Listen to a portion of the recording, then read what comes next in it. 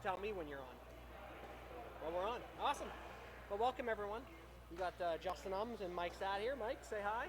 Good evening, everyone. Welcome. Coming to you live from ASCENT Pickleball here in Newcastle. Just getting ready to get started with the women's 4-0 plus championship match. So on the good inside out forehand from Lori. So on the far side, we have Lori Stelter and Emily Campana. Lori's a local here from Mohawk, and Emily is from Ohio. She's about 30 minutes away. Oh, good trying the reset there. So quick side out, Emily and Lori got one. And on your side, we have Jen and Jill, and from my understanding, they're from up at the Sharon area. So this is our championship match. Nice drive from Jill. Oh, good rip. So Jen and Jill are undefeated coming into this match, and Lori and Emily have lost one. And they lost to... And they lost to this team. That's what I was going to ask. Okay, I thought that was the case. Yeah. So in this league, after the regular season, we went straight to the finals. So this is the rematch.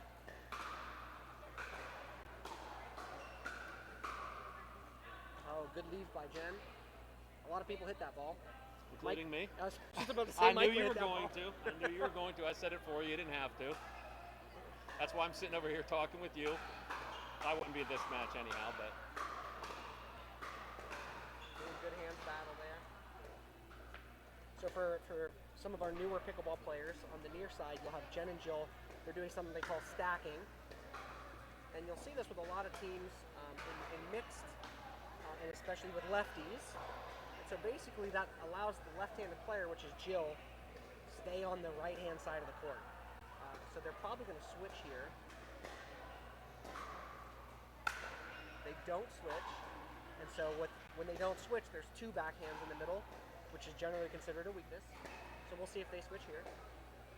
Just as you go up in different levels of play, I mean, obviously, you don't want to have two. I'm sorry, I don't want to interrupt the point here.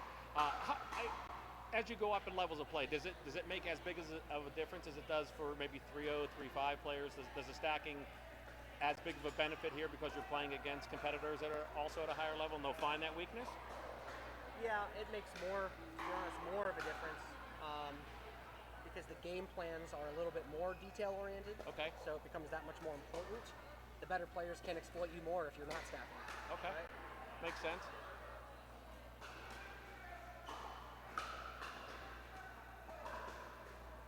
And that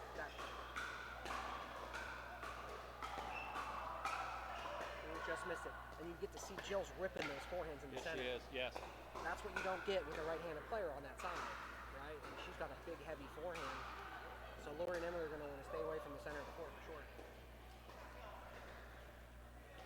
I believe I heard 1-3-1. 1-3-1, yeah. Okay. It's a 3-point. Jen and Jill don't give up a lot of 3 points. You won't see that a lot. What you will see is Jen and Emily, or Lori and Emily stack as well. Yeah, I was just going to bring that up because you mentioned that. And they do so because Emily feels really strong on her backhand dinks. Okay. And so there's no lefty over there, but she's strong on that side. And so that goes into the strategy aspect. I think that ball was in. Yep, good shot. So we're on 3-3-2 now.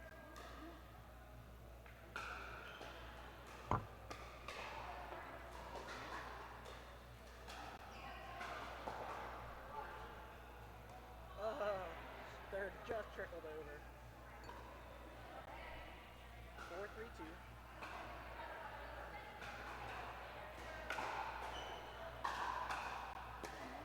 Yep.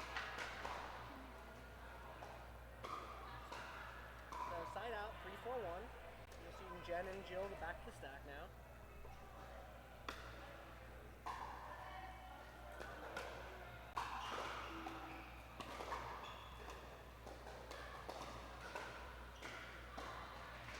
Point there. I like the patience, although it didn't work out. Jen and Jill took of getting to the net. Third shot, fifth shot, seventh shot. Nice patience. Just stayed with it the whole time through. Once again, that stuff that you don't always see at a lower level. Ooh, another good lead. The nice third shot lob ball. I'll be be interested to see if Jill tries that again after she had success once.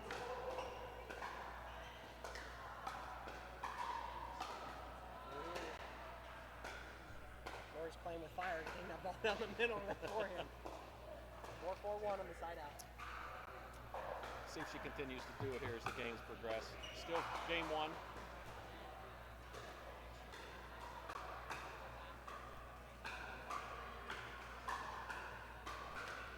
Good point, nice little firefight there.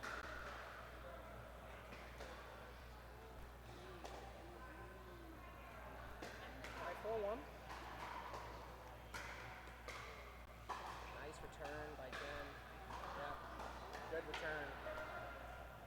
One thing you'll see too with Emily and Lori, Emily is quick out there, right? So a lot of times you'll have that faster player play the left side, cover a little bit more court, and she's definitely quick. So Emily, was that last month? She was in the 4-5 mix championship. Yep, correct? she played with me in that. Yep. Get some moves from the men's court going on over there. We're going to cover their championship match later. So they're playing their semifinal match now. Yep. And then the championship match will follow this match here.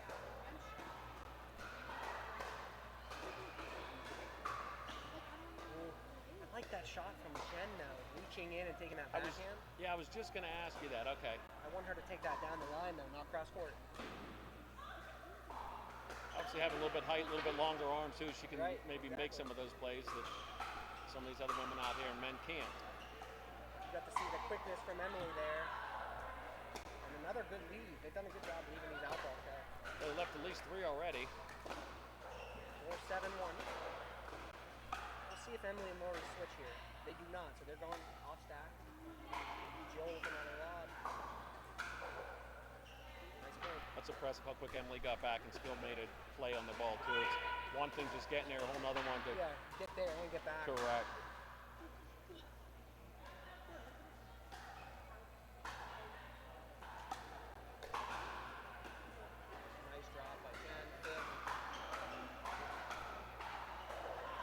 Jen took that attack across court again, right? And that gives the opponents too much time with the counter punch. You need to take those attacks straight. So like the attack, wrong spot. Those adjustments they'll make, or do you not see that maybe while they're out there playing? Well, so that's her natural, right? Okay. So yeah, but if she wants to make an adjustment, is that something that her partner will pick up on or that she'll pick up on? Maybe. So, in all seriousness, she has, it's more of a poke. So she doesn't have a whole lot of roll on that ball. It's hard to take it down the line without any type of spin. She reaches really far in and uses her length, and there's not a whole lot of spin. So she needs that extra distance cross court. There's a lot of those balls that go out and she hits them straight. Okay. So it'd be hard for her to make that. Right. She might not have that shot. Okay. Right? Makes sense. Nice shot by Emma. It's 6-1. First game's actually going a little quicker than I thought. We had a lot of good points, but a lot of scoring points too.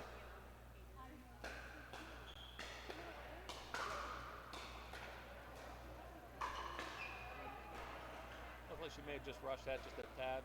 Saw the opening, wanted to come in and get it. That's one thing you'll look at for Lori. So her and I have done some lessons. She knows she tends to rush her thirds just a little bit. Where, on that one she took her time, right? And she hit a really nice drop on the ball. And going back to Jen, you saw her, she rolled that forehand. Yes. Right? Yep. I don't know if she has that on that inside. Okay. So do you get extra points if you pickled somebody? No. Okay, just thought I'd ask. Good question. Yeah, Pam and I destroyed some. Just to throw that. Especially if it's Pam. Pam actually loses points. Tell her she's -11. We also have a ladies 3-0 league going on right now. So apparently there was a pickling in the ladies 3-0 league. And of course, everyone knows that Justin's more than happy to mess with a lot of people. Nice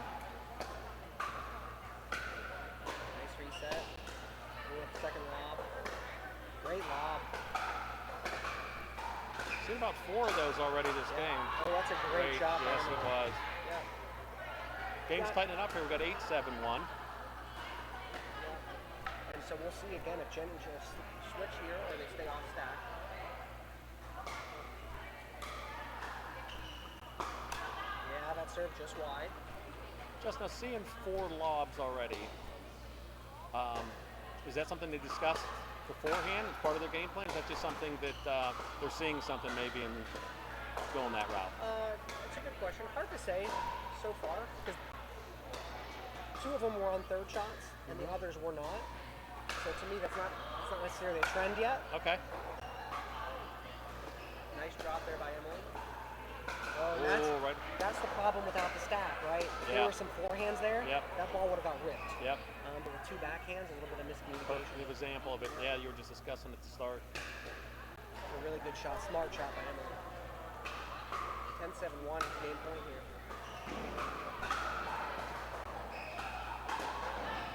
Again, let it go. A lot of people would hit that ball. It's a great lead. So that's a good hold by Jen and Jill here. 7-10-1.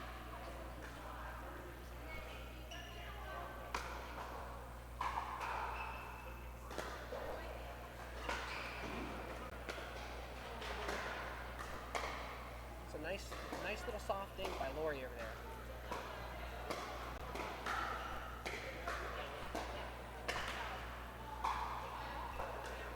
All right.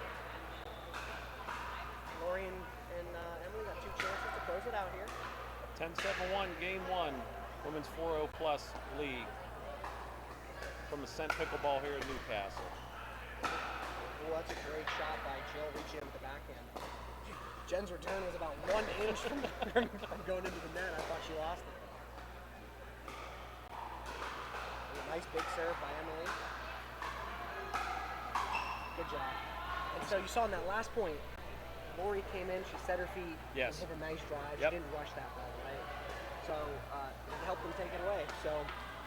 So that's game 1 in the books. 11-7, I believe, was the final there. Yeah.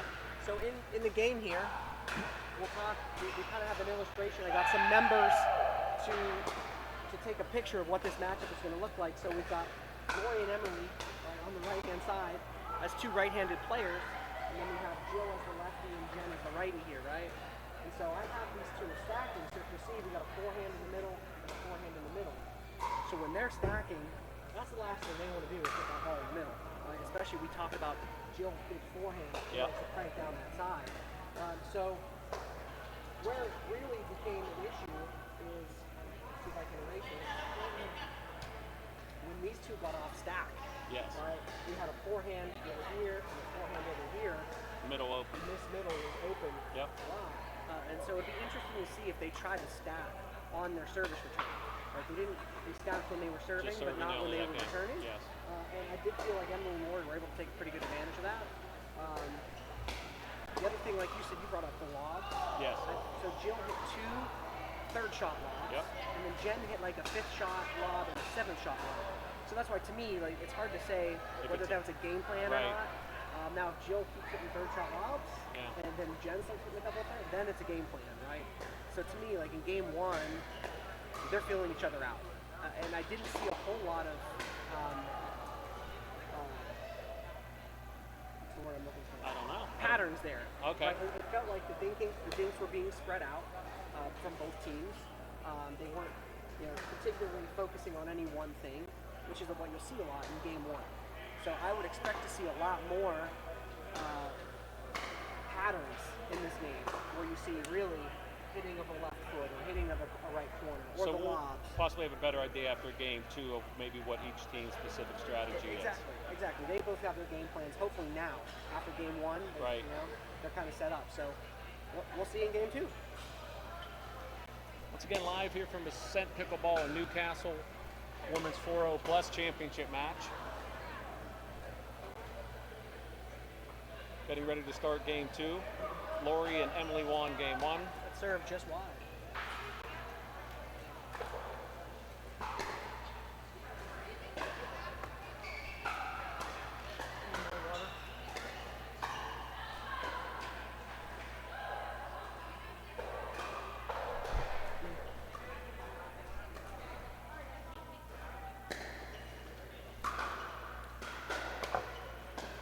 Nice deep return. That's a great return by Jen. Really put the pressure on.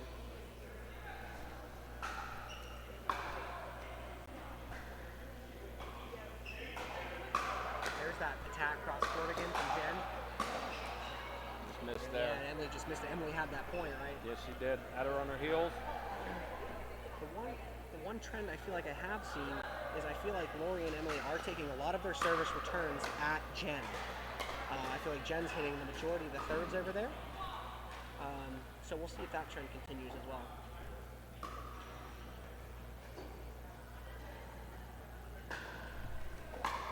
Yeah, see down the middle at Jen's forehand. Jen's taking a lot of those. 202.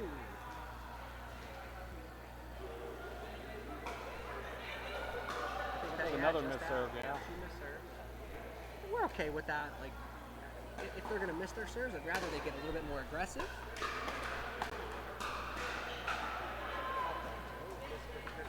That's unlike them.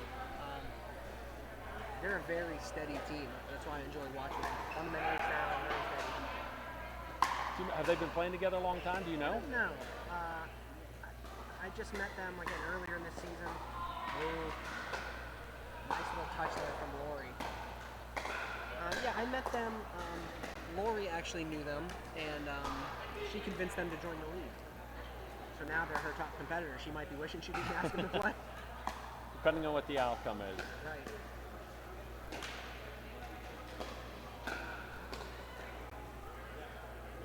Quick tie game, 2-2.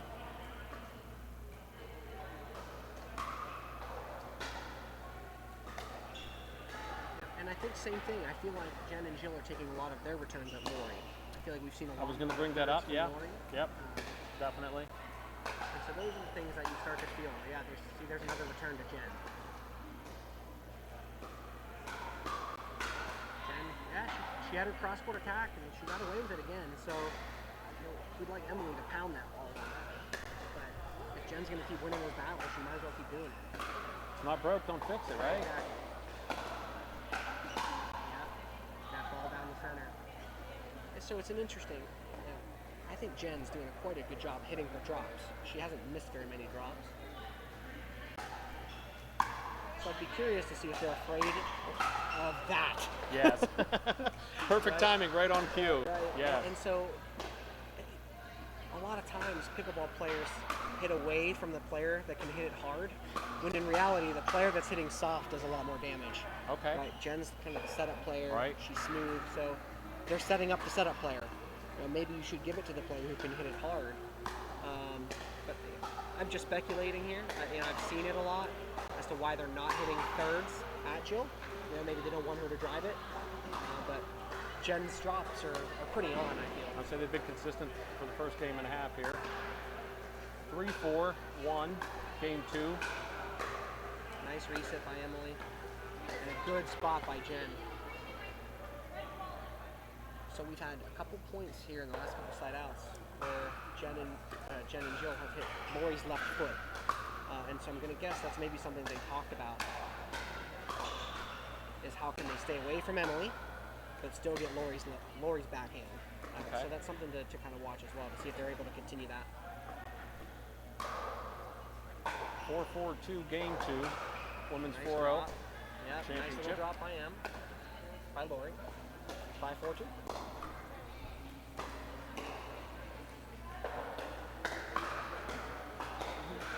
Big serve. Just missed that one. Good hands from Jill. And that's why we're okay with missing some serves. I mean, Emily just created a scoring opportunity with a big serve. I think it's worth it to go for it. Another nice drop by Jen. Right, another nice drop. Yes, it was.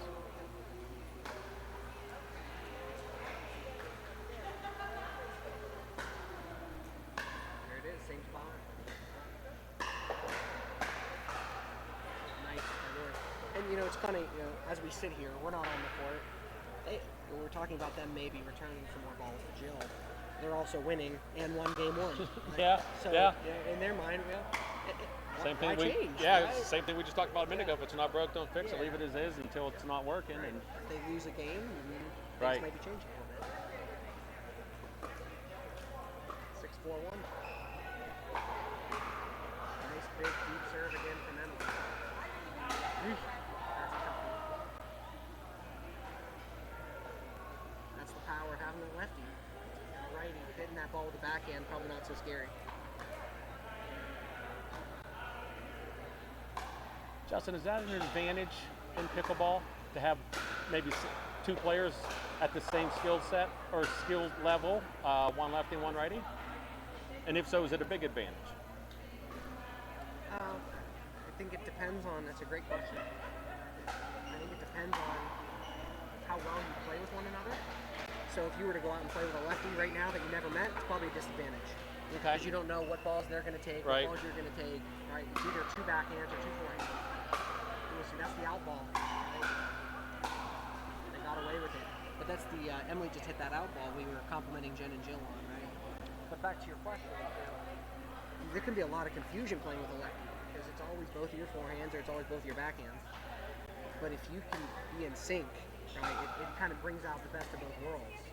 I think it's an advantage to have a lefty if you're a team, you know, and you play well together. So if you play together a little while, it could definitely be an advantage. Yeah. Get to know each other. 6-14 here. Great. Oh, Great beat from Jen. And that ball's going to go out. Really that's nice a really point. good point there. Yes, it was. It's a great point. And those are the points that you start thinking about as to why they don't hit their thirds to her. Yep.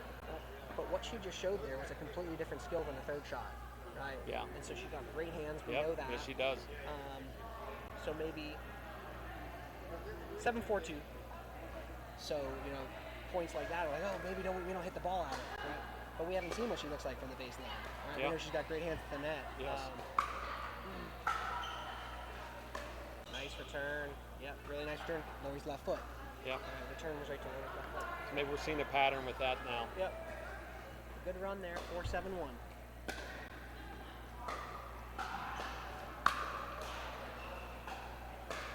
Good draw.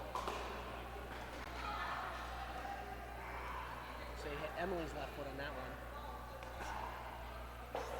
Cute blonde in the booth. I'm not sure if it's my wife or yours. Jen with another nice draw. Trish, you have anything you want to say? That's a great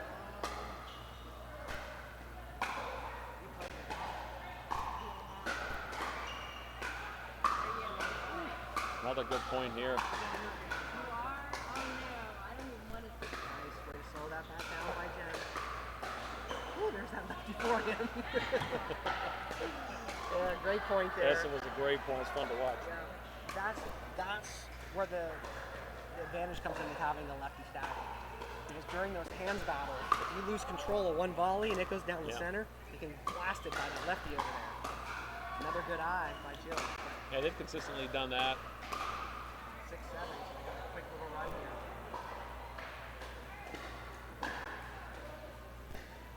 Does a good job.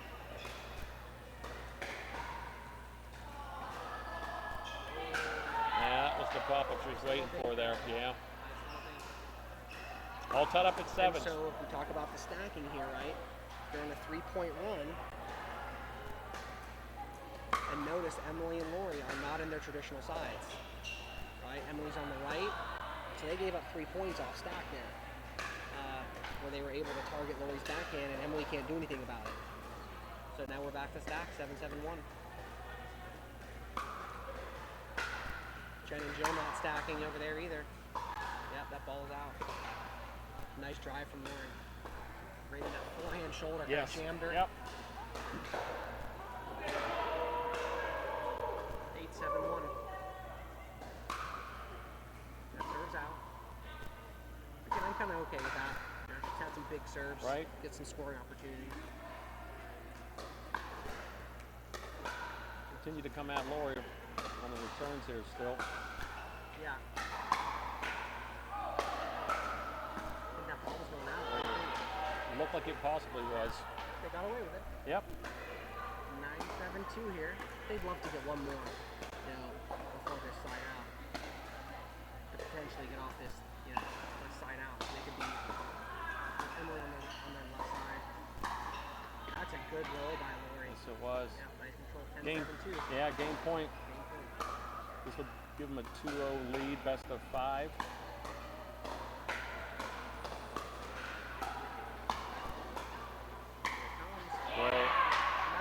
shot there. Shot Yeah. by Lori. And 11-7 twice. 11-7 again. Same score as last game. Yep. Yes, they held off a little run there in the middle of the game. Yeah. I think we had 2 good games, and it's hard for me to show on this thing, but we kind of talked about it there. Like, if I were to give both teams a tip, luckily they can't hear me. They'll Right. see this after. They should be stacking on service returns. Yeah. All of them, all 4 players have good service returns. A lot of times you don't stack if you don't feel like you can get your returns deep enough. But their returns have been pretty deep, and both teams I feel like have gotten taken advantage of when they're not stacking on their returns. Both Emily and Lori when they're on their weaker sides, and same thing with Jill and Jen. So basically what would happen is if Emily's returning from over here, she could still run up here. A lot of times what's happening is they're just running straight up. And that gets them off the side that they're more comfortable in. Right? Did we see a little bit of this from you in your championship match? Yeah. Okay. Yeah, I thought that we'd seen if some I'm of that. with Emily, we're stacking 100% of the time. Right. And so... So she's comfortable with it. Yeah, enough. exactly. Yeah. And it does, like I said, it puts a lot of stress on your service returns. Because if your returns aren't good, you don't have enough time to do that switch. But all 4 players have shown pretty good deep returns. Yeah. Both games. So if I was both teams, I'd be stacking 100% of the time to try to get to their strengths. But that's my biggest thing. So what did Jill and Jen need to do to get back in the match, in your opinion? Yeah? Yeah. I think Jen's hitting her drops well. I think when they were able to take advantage of Lori and Emily, then Emily wasn't on the left side. So if they can take advantage of that center ball, we'll see. We'll also see maybe, I do think Jen's hitting her thirds well.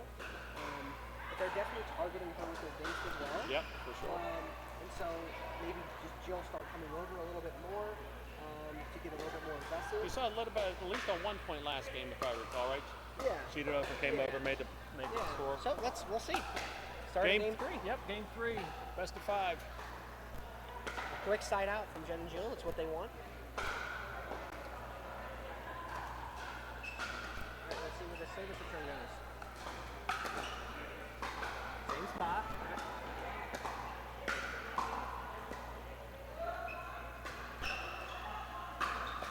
Yeah, nice rips. Good rip.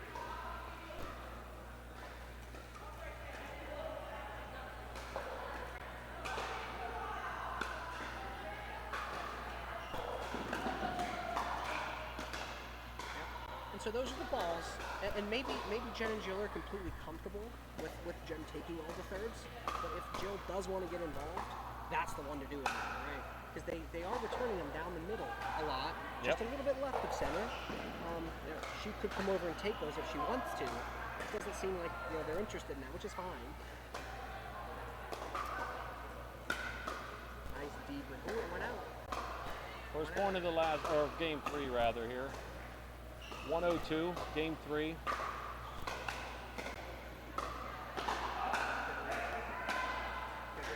So that was a good example. Emily went with a big serve, and it created a short, high return.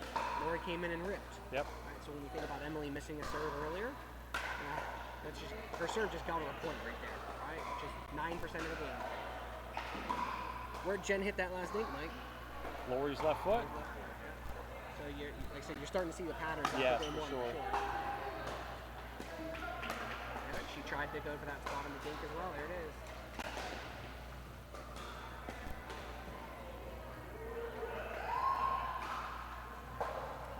Two.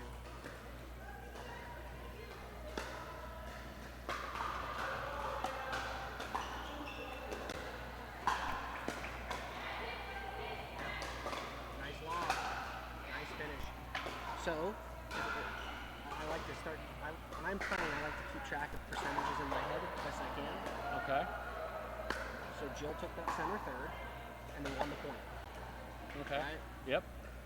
Not saying her third was any better than Jen's, but the way the rest of the points set out, a lot of times where you take your draw sets up the rest of the point. So, and now they're off their stack as well. I love that lob from Jen.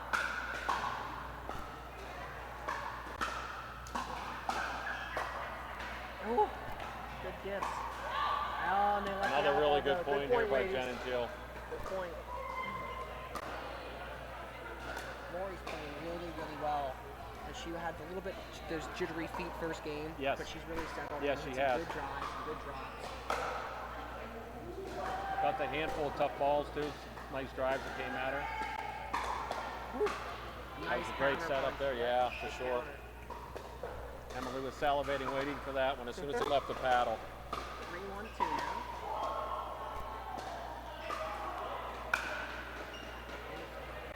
Going back to what you were saying too about the serve, you know, Yeah, you get there's that. 2 points. Yeah. Right there. Yep. 2 of the 4 already to start this game. There's another short return. 3. To me, 1 missed serve, well worth 3 points, Yeah, right? definitely. That's why you're the pro. There's a good return again.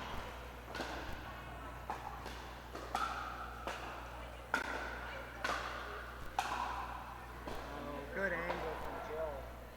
Good angle from Jill. All right, they're in a little bit of a hole here. Down 2-0, down 1-5. See if they can chip away here.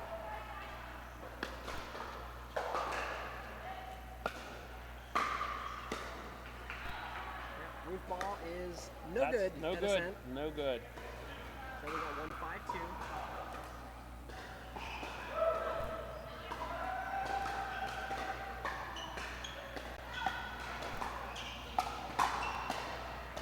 Good hands from Lori there. Woo! Oh, Boy. really nice reset. Got her out of position and just a miss there. 5-2. So as we, again, although the point lasted well after the third, Jill took the third. Yep. They won the point. All right, so that's 2 of 2. We're not at a trend yet. Let's see if they win this one. Jen missed her 5th. I like that 5th shot lob though from Jill, and I like that she's starting to get involved a little bit on those thirds. Yeah, we've seen a handful of those from her. Emily with Another good serve, yeah. Yep. She's got that untraditional big quick windup. She does, but I was just going to say it works. It works. Nice return. Hey, Justin. Nice drop. Excuse me, is it win by 1 or 2?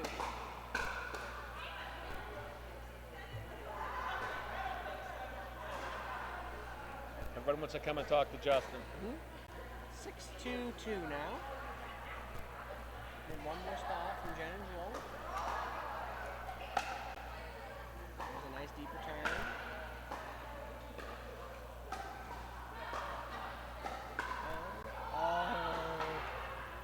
Ball landed right on Lori's left foot. Yes, it did.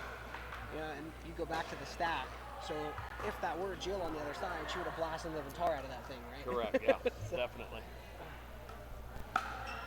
Here we go. We'll get a little run going. All right. And that's a lot of times why you don't want to hit your service returns at the softer player, which would be Jen in this team up. Nice. Nice. Because her drops set up Jill to come in and smash. Yes. Right? And so we just saw that in these last 2 points. She's had some good drops, and Jill's been a little more aggressive with charging instead of staying back. See, there goes Jill again. Good shot. 4-6. They did a good job cutting the gap. 4-6-2, game 3. Women's 4-0 plus championship match. Yeah, good shot there from them. 6-4-1.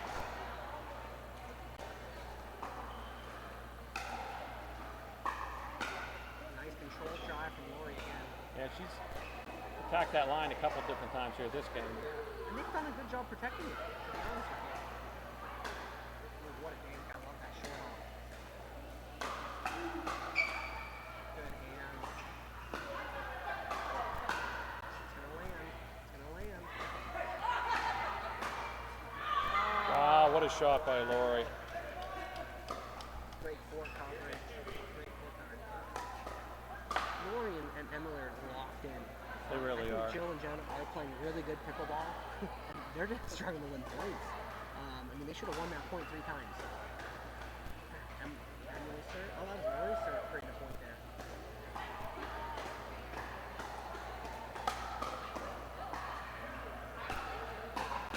Great attack. Yeah, great attack. I think if we were to look at third shot percentages, yeah, if this ends up ending up in Lori and Emily's favor, I would guess their third shot drop percentage, successful drops, is significantly higher than Jen and Jill. If I had to simplify it into one stat, I would guess that's it. Emily's serve, obviously, we've talked about a handful of times here tonight, too, has been steady. Oh, good get. That's going to go a little deep, yeah. So we got match point here. Yep, match point, 10-4-2. 10-4-2.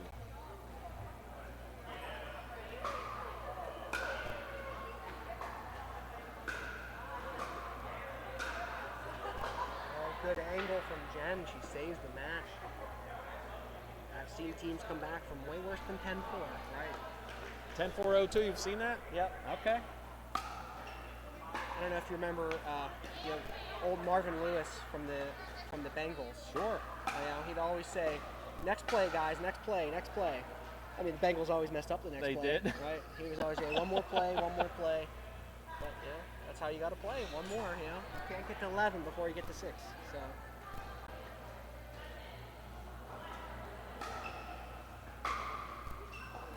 Yeah, that's deep. Yep, nice big serve there. I like that big serve from Jill. I'd like to see her do it again. 6-10-1. Why not at this point, right? Yeah, exactly. Another short return. Drop on Lori's left foot. Another ball to Lori's left foot. Right. Yeah. You see the game plans. Yeah, absolutely, for sure. 7-10. They're chipping away here. So this would be a great time for Lori and Emily to call timeout. I'm surprised we haven't seen any of that at all from Jill or Jen, too. Yeah. Especially here this game. That's going to land. That's going to land. Nice shot. They're chipping away. Yeah. They should definitely call timeout. They're talking about it. They're talking about it. There it Yep, is. right on cue. There it is. Right on cue, we get a timeout. To your point, I don't know. I don't feel like there's been a lot of runs. Right, so a lot of teams will call timeouts. You get 4 points pretty quickly. I feel like it's been Emily and Lori get 3 points, and then Jen and Jill get 1, and then Emily and Lori get 2, and then Jen and Jill get 1. So I don't feel like there's been a ton of momentum shifts. And I feel like there's a little bit in game 2, if I recall right in the middle of the game. I could be wrong. Yeah, I would agree. Emily maybe ran 4 or 5. Yes, yeah. But other than that, yeah, for sure. Yeah. And so you can see Jen and Jill here, like, they've got their game plan. They've been executing it. Emily and Lori are now, oh shoot, like they're starting to execute their game plan. I don't know. Do we change? Do we not change? Right? It's worked for them up to now. So I'd be curious to see where they take this return. Do we have to wait for this game to be over before we play? Yeah. We do. Yep.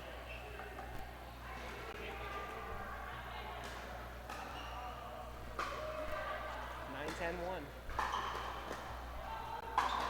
Good D. That's gonna go probably deep. Oh, it landed. Oh. Jen's landing those baseline lobs. 10-10. 10-10. We were just at 10-4 a couple minutes ago. So that was one of our men coming, asking if they had to wait till this match is over to play. Oh no! You work so hard to get all those points, right? And then you can stop. But this game looked like it was over about 90 seconds ago. Yeah, absolutely. And that's what we love about pickleball, is how the momentum changes. Yeah, I love Emily coming over and taking that ball. Yeah, Lori was sitting a little bit deep. Yeah. Emily sat there perfect, and as soon as the ball popped up, she went and attacked. 10-10-1. Okay. The I guess pickleball gods I was have going to spoken. say yes. Yep. We're even. We are even now. We're even. Each got a big point that way. Yeah, and what I like is that neither one scored a point that way, right? You do feel a little bit bad for a team if they if they lose a point. Emily There's got Emily's another serve. point on Yeah, her there's serve. her So what's serve. that, 4 points on her serve? At least 4, if not 5. So we are back to match point again at 11-10. I think this is her 3rd chance at match point, if I recall. It's a high 3rd. Great get by Emily. All right. Some good gets, good running around, but they're still alive, 10-11. Side out.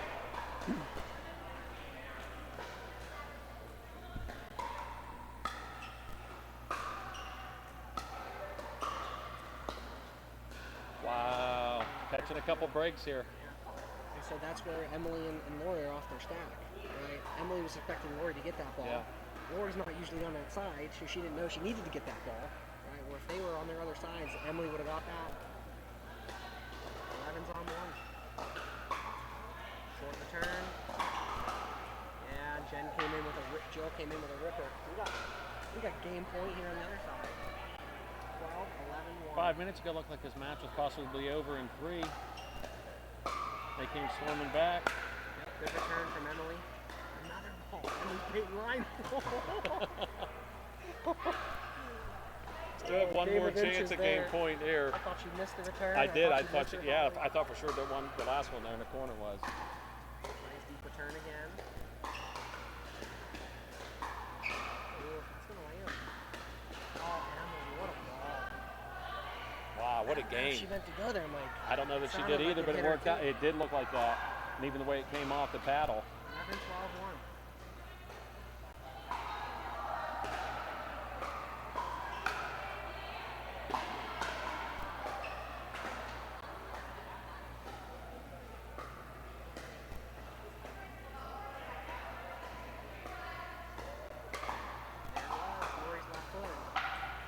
Jen was trying to get there, and Emily Right. kept taking it. Yep. And she just pulled it over a little bit more. 11, 12, 2.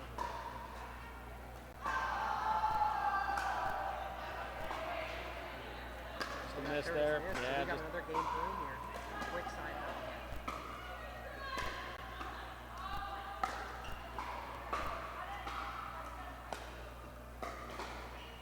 Yep, good spot by Emily there. 12, 11, 2.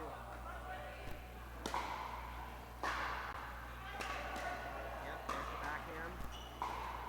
Lori's been doing okay in this diagonal battle, though. That's a great shot, Two yes. great shots. Oh, That's great pickleball here. I love watching those ladies game backhand to backhand. Really nice play. Another side out, 11, 12, 1. good battle here. Nice deep serve from Emily. Backhand. Alright, left foot. So they're going to have to figure out a way, right? If Emily and Lori don't pull this off, right, Jen and Jill are having a lot more success hitting Lori's left foot. That's a great drop from Lori. I liked Jill's aggression, though. I Right? do She's too. trying to get Right? involved Yeah, a for little sure. bit. 12, 12, 2.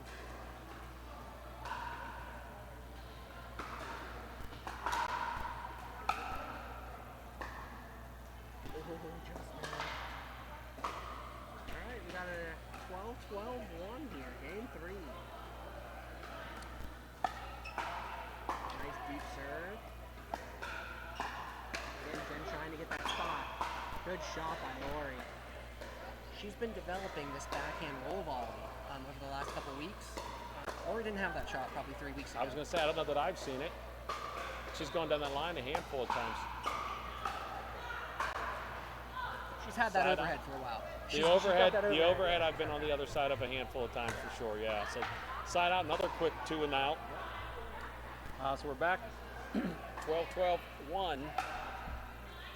2 games to 0. There's that same spot. Great pickup by Lori. There it is again. I mean, in all seriousness, you're looking at roughly 30% of their balls are going to that level. Correct.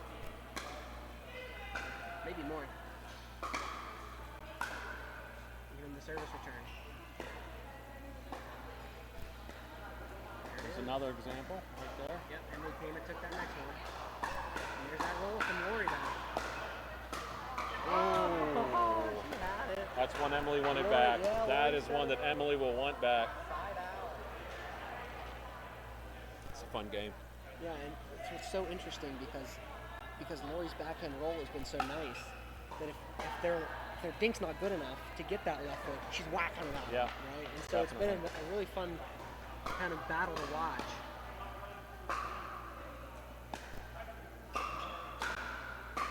Going over to Emily's side there. Wow. Jen's lobs from the baseline have been money. They really have. Maybe she can teach those to me. Yeah. Game point, 13-12. Short return.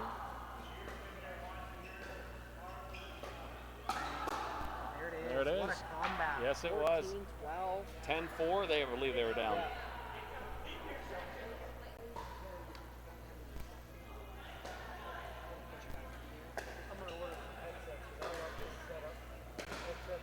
All right, so Jill and Jen battled back. They were down 10-4. 10-4. Came back, ran, 4 points. Emily and Lori took a timeout. Yep. And they rolled a couple more points. They continued on with it, yes. So let's do a quick look here. So let me get out my eraser. I'm going to erase this from earlier. So here's the game plan. So we have Jen hitting her thirds and her drops right here. That's Consistently. it, right? We've been talking about it. Consistently. Jill's been doing the same thing. I mean, right here. Right? So basically what happens, if Lori can take them out of the air, she's been doing a great job of attacking. Down the line. If not, she's been missing. Right? She's been popping, she's been hitting them into the net. However, if they miss their spot, Emily comes over and takes it. And so that's why it's been a really fun battle to watch. This is what I teach in my lessons a lot too. As a lefty, we talked earlier, the strength of this team is right here. Right? The last thing they want to do is hit the ball in the corners. Right? Their strength is in the center of the court. So we say angle creates angle. So let's say Jill was to hit this ball over here. The most likely place Lori's going to take that is right back, right? Which is their weakness. And so they are doing a good job facilitating the play, making Lori and Emily play in the middle of the court. Yeah. Right? Emily and Lori need to start getting some more balls going diagonal. Right? That's what they need to try to do. So we'll see if they can do it. Because at the end of the day, they started getting their spots a little bit better. I think they were missing their spots in games 1 and 2. Maybe a little bit of nerves, And maybe they a little zoned in bit. there, yeah.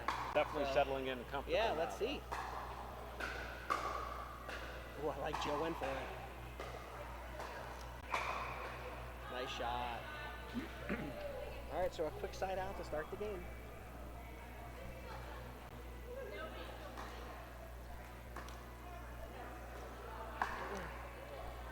So if this happens to go to a game 5, we told the men we're going to let them start at another court. Okay. And then Come over here we'll bring them over, in between games.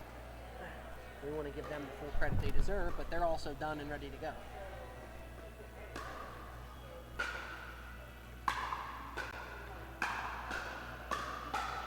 Good hands. Wow, great Some point, really ladies. good points here. Great point. Yeah, it's fun watching them play. As soon as those points speed up, man, Jill's hands are great. Whether it's initiating or countering, I feel like she's winning a lot of those battles. She's got really good hands. 1-0-1. Nice return. Different spot on that return. That was a smart shot by Lori.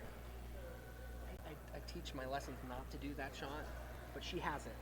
A lot of players try that shot and they don't have it. Keep telling me not to do it because that's when I've been having fun with. A lot of players try that drop volley and they miss it and give away 3 points. But I've seen her hit it. There's that backhand again. I've seen her hit it a bunch of times, so I'm completely cool with her hitting it. So we got Jen and Jill. Almost said Jack and Jill. Went down the hill. I thought that's what you were starting to say.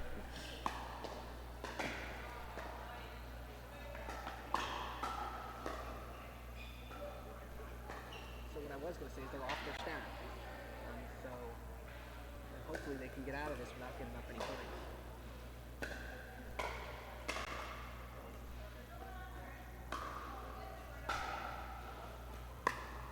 Nice, yeah, nice deep return. Good catch by Emily. Lori's got to get up. She's hitting all these drops. She's got to go. She's got to go. And of course, maybe she heard me say that. Lori, if you did, I apologize. Because she hurried that last She one. did. She did.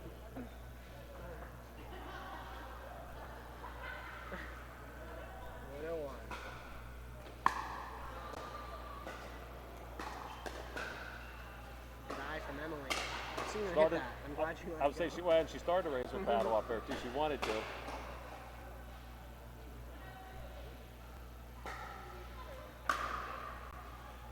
that's 2 points in a row. Emily's taking her return down Jill's line, forcing Jill to hit a backhand.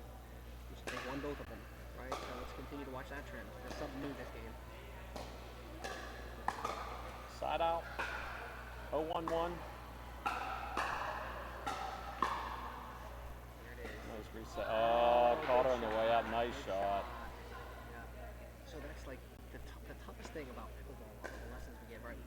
Just before we were saying she's got to go, right? So then she's going, but then she didn't stop. Right? So many players struggle with that. When to go, when to stay, when to stop. Oh! That ball sat on the net for about a half a second. Yes, it did. Lori was on her way in that time. So if my calculations are correct, the net does owe Emily and Lori They do roll, one, yes. roll, yeah. Yep. Let's see if we get that this game here. Does that count? It does not. No, okay. It doesn't count. Wasn't up high enough. We're trying to figure out these rules. It's a third down the line. Yep. And Emily handled the drive. All right, so there's 3 for 3. Thank you for bringing that up because I wasn't paying fully enough attention. Oh, I always pay attention when you're talking, Justin. Always. A wealth of knowledge. She stayed out of the kitchen. Really nice footwork. Thought she was going to go in. Lori hit a couple really nice drops there, out of position, Yeah, in my she did. opinion. I mean, it's just really nice. And that came from her footwork. Yeah. As we were just talking, like she was stopped. She stopped in time. And if she was moving, she probably wouldn't have a chance of it. Nice little split step. 1-1.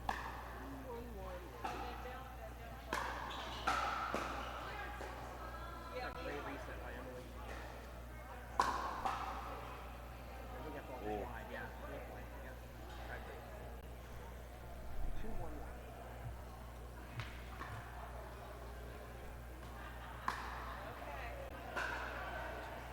Nice deep return, left foot. Yep, left foot.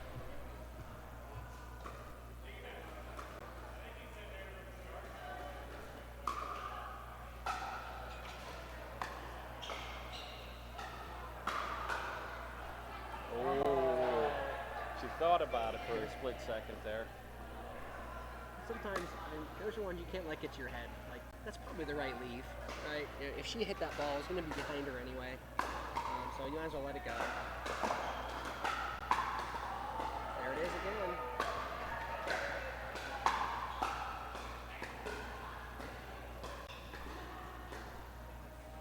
Yeah, that ball's in. That's a really good shot. Jen using her length there to take that she's ball done out that of a the air. handful of times too. Yeah. A lot of players would have let that ball bounce, which would have let Emily and Lori get back into position. Emily down the line again. Yeah. Nice.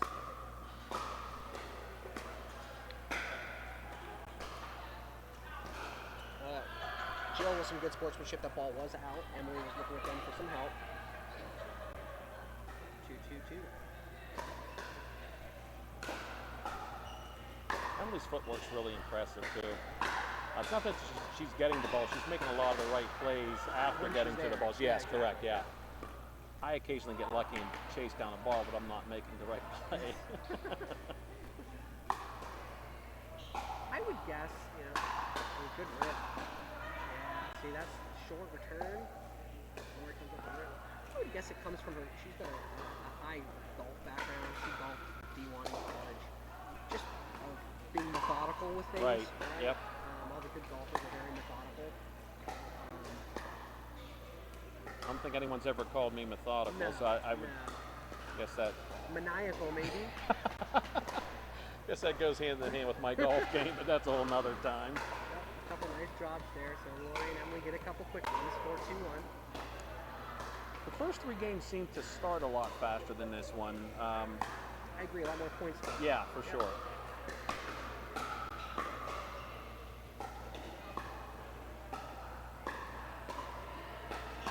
Good ramp right down the middle. And it's funny. So I could say the opposite about Jill.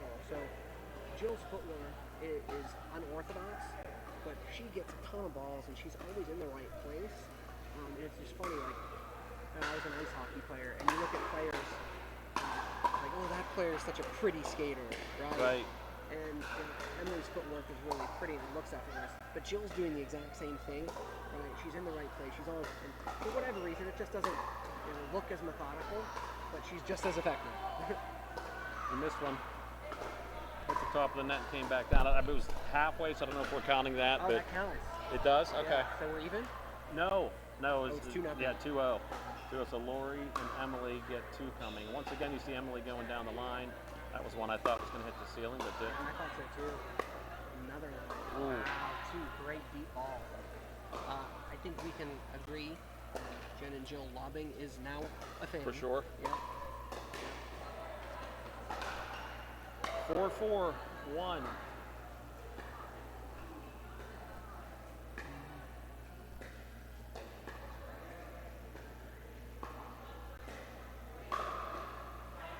Good point. That's a shame because that one dink was out. So the point went on a little bit longer. Jen's one dink was out. Roy played it. I like the sportsmanship there. You can't tell, you play it. So is that a general rule there, Just? If you can't tell, you just keep playing? Absolutely. Okay. And actually, what I would like, so I would have liked Emily to call it out if she sees it. The partner who's not hitting the ball, Right. a lot of times, it's a lot Correct. easier for them to actually call it. But if she doesn't see it, then Yeah, you exactly. just play it. Left foot service Yes. return, left foot fifth Yep. ball, right, fourth Yep. ball. Yeah. So a lot of times that's the strategy in mixed, is you're trying to get the female's left foot. So in this scenario, let's say Emily's would be the male. Oh, yeah, just out on that lob. Emily would be the male in this situation, right? So it's going to be her job to start coming over a little bit more to make it harder for them to get that left foot and try to force them to maybe go behind her a little bit more.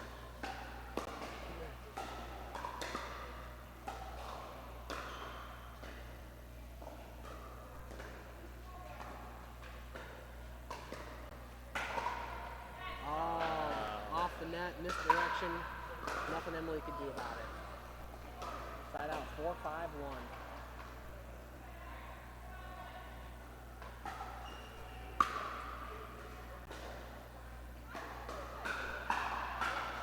Nice, good setup. So Jen hit one drop to Lori's right foot. I love the combo, which pulled Lori to the middle, Yeah, and then hit one to then the attack, corner, yeah. pulled her outside. Yeah, it's a nice little combo.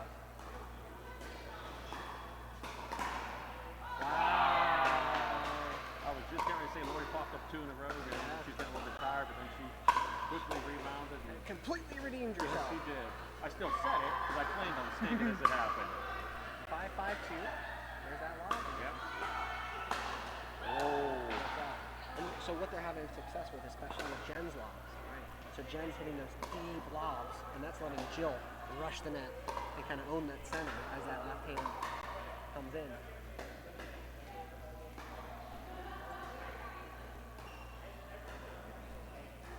Yep, good dinks, good dinks. So if they get one more here, there should be a timeout.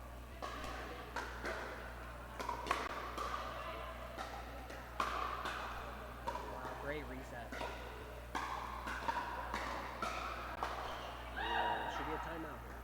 Let's see if we see it. They're talking about it. Is it impossible? No. No timeout. So that reset that Jill hit right there, that's what differentiates a 4-0 plus player to a 3-5.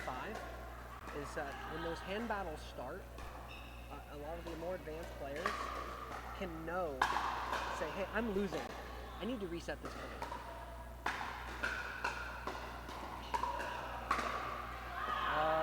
All right, 2-1. 2-1. And No, it was so- actually third because we missed one about did a minute. we? Yeah.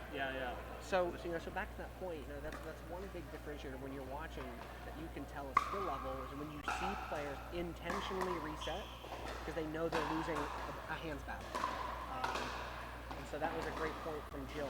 She was absolutely losing that battle and just softened it up and slowed it right back down. 6-8-1. There's that. Get over, what a dig.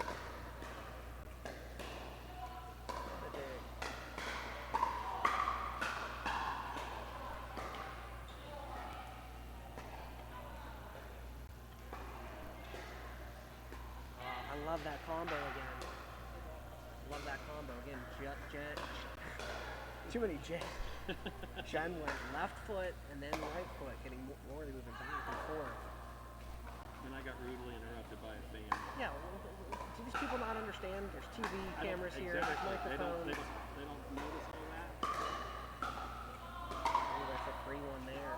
7-8. All right, they closed that gap. They came from behind in their win last game. Let's see what they do here with having the lead for most of this game. 7-8-2.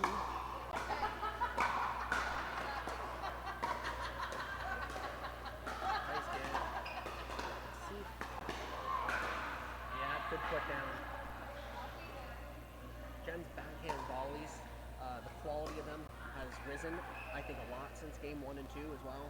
I think she was missing on popping them up. Now she's pretty lethal over there with that backhand volley.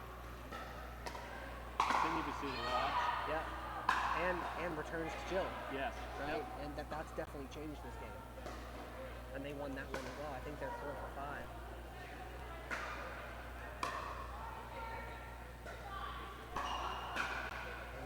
Jen had what she wanted. She had it. Had the line. 7-8-1.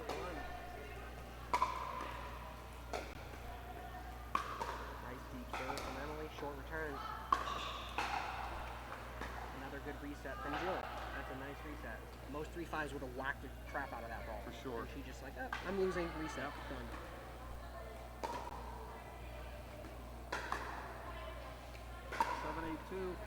Left foot. Left foot. See, Emily came to take it. Yeah, when we came in. Is that a miscommunication there? Probably. But again, she had so that's a new thing for Emily. She's not used to like covering a lot of that court, and that's not her personality. She's very soft spoken. So I think she struggles with just the thought of maybe being an alpha, right? And coming over and taking a little bit extra. Love this battle here. Yep, there's Jen taking that ball out of the air. Lori trying to tack down the line. Nice Emily with a reset great again. reset, yeah. Wow, great point. Wow. So 10-7, here we are, yeah, 10-7-1. 10-7-1. Emily and Lori got 2 stops here. If I were them, I'd probably take the timeout right now, just to make them think about it a little bit. Ice the kicker. Short return. Nice reset again. Here's the battle. Love that wall. Love it. Now that's a ballsy shot. Yeah. I think it was Game on the maybe line. you or someone else asked me last week, if the score of the game affects your shot selection. And I say it's kind of a sissy's way out. It's purely my opinion. To me, like Oh, their wow, score- what a point. That's game, yeah. To me, All like, tied at if 2. you think you can hit the shot, hit the shot, right? And Lori did it there. Sure that backhand lob. So we're at 2-2 here. Yeah, they were up So, 2-0. Yeah. So Gina, if you guys want to get started, we'll bring you over in between games. Now, we don't want you to have to wait for another game. Go ahead and get started. So we're going to get the men started because they have to play a best of 5 as well. And that's we a told men's them 4-5, that's correct? men's 4-5 plus. And we told them 8:15 start time, so they're only a few minutes behind them. So let's do a quick breakdown here of what we're seeing. So, very interesting. I thought you had a little fancy button you hit in the I raised do, up. but then it erases Lori and Emily's names. Oh, okay. And Jen and Joel's names. Right? And so we're kind of beating a dead horse here. What we kept seeing is, particularly, Jen's forehand hitting Lori's backhand. Right? And at the end, we saw Emily's come over. There was a miscommunication on that first ball. But this is what's going on. And I think, to be honest with you, you made a point there. Lori may be getting a little tired. She's hitting a ton of balls. Right?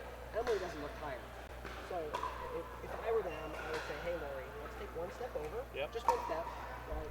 Emily's going to take one step over. And now Emily can use her energy to go cover all of this space. Right? And that's going to try to force them to this corner. The other thing is maybe Lori's got to start doing. I think she just keeps coming back here too, right? So it just goes back and forth over here, right? Even if you mix it up every once in a while, it doesn't have to be consistent, but Yeah. let them know that you're willing to do that, right? So let's think about that battle. Yeah. Right. You've got Jill's forehand in the middle of the court, right? This is Lori's forehand over here. That's a complete mismatch. If Lori can start getting some base with his side, in theory, that should be a big mismatch in the positive for Lori. And I don't think that that's happened a whole lot. I feel like she's taking a lot of balls straight ahead. And at first she was winning that battle. In the last two games, she's been losing it. Right? So to me, that's the adjustment I would make if I were Lori, is have her come take some balls and let Emily slide over a little bit more. Because these two are going to continue with that left foot there. We'll see what happens. Yeah, it'll be interesting, it'll be fun. Game 5. And I believe you said the first time these two teams played, it went to 5 also, we think? And 5, yeah. It was 4 and 5. Okay. And what we love to see in a championship game. Absolutely, for sure.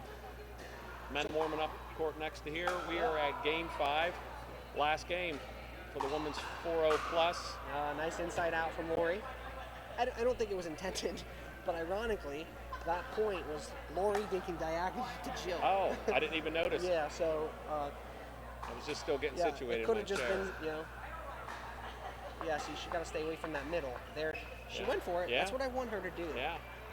I don't know how comfortable she is with that shot, but I think that's what she's got to do.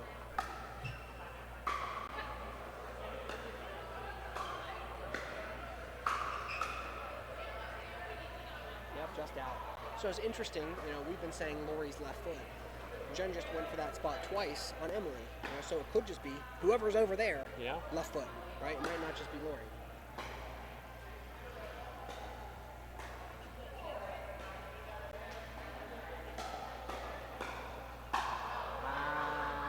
Good point. Good point. Nice little dinks. And again, they came over to this backhand side of Jill a little bit more, right? Were they listening to you in between games? I didn't think they were. No, I don't think they were either. And what that does is it keeps her off the center a little bit as well. There's another point off of Emily's serve, Yeah, she's at, for the match, probably 8 or so. Yeah, for sure. We didn't talk a whole lot about it last game. I think it was the first game that we didn't talk about her getting a point. 2:01 now. Yeah, Jen's volley's on.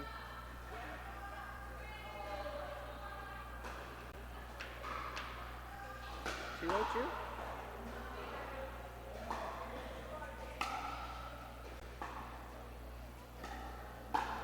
Ooh, she went for that flick. The line was there. I'm okay with her doing that. I feel like when she's initiated, she's won a lot of those battles.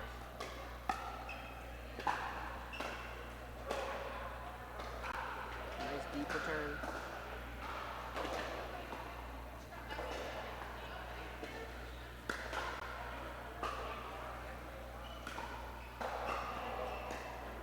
Nice job. You see Emily taking these balls in the middle.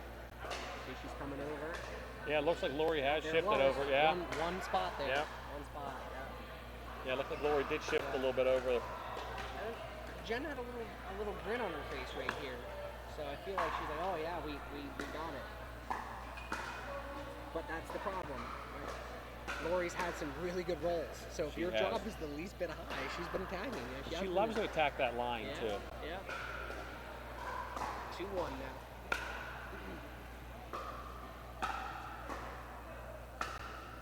what an angle. Oh, backhand snap. I love that shot. You have that one though. I don't know if I do. Really? Justin Ums does not have a I shot? don't know. Short return. Yep. Yeah, although Jen and Jill survived 3 more shots. Again, that was Emily's serve. Really short return. Let's see, her serve goes a little bit shorter. We'll see what they do there. I think we should probably replay. I disagree, but You do? I think that she was in front of the ball. I don't know. Yeah. Unless she caught it out of her peripheral right before, but it did look like it was. Yeah, Jen saying replay. Like you mentioned, I like the sportsmanship. Yeah, 3-1-2, yeah. It was close. I agree the ball wasn't there yet. But yeah, I mean, Someone yelled ball, and was it before or after? Who knows? well, the pickleball gods usually will get the point back to where it's supposed to go. So I hate to say that I was right, but it looks like I was right. I didn't think this match was going to take this long. I only booked the court until 8:30, so the score's gone. Keep score manually. You're okay. Just keep going. 1-3-1. We are working without the scoreboard now, so we'll do the best we Luckily, can. my 4-0 pluses can keep track of the score. Hopefully. I'll see if I can fix that here. That's when you know it's a good match, when it's over an hour and a half long. I had the court booked from 7 to 8:30. I thought that would be enough. It almost was 45 Yeah, you're right, minutes ago. You're right. Jen and Jill started playing really well together. Made a great match out of it. 2-3-2.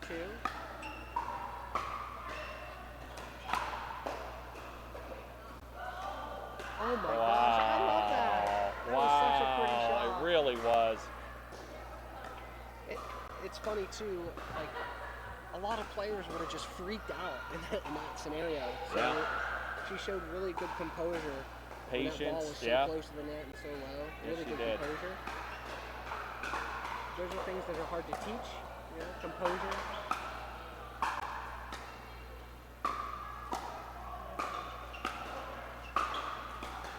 Seeing a trend here with these kill shots all to Jill. I wonder if they were afraid of Jen's lobs after those kills. And reach advantage, just Yeah, obviously yeah, longer exactly. reach. That was a good run. I think we have 3-3-1. It's gonna be tough for us to keep score. It is, yeah. I was trying to listen to her. I couldn't quite hear what she was saying.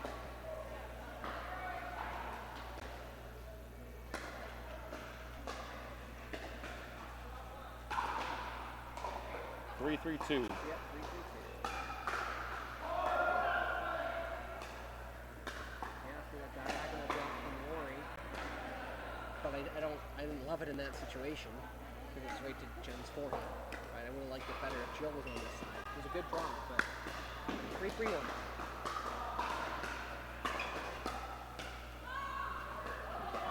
And that's what I thought they were afraid of from Jen, huh? Right? Right on cue a couple times. It's almost like you know There's what that you're roll. talking about. There's that roll. 3-3-2. Lori with a nice flick there to end that point.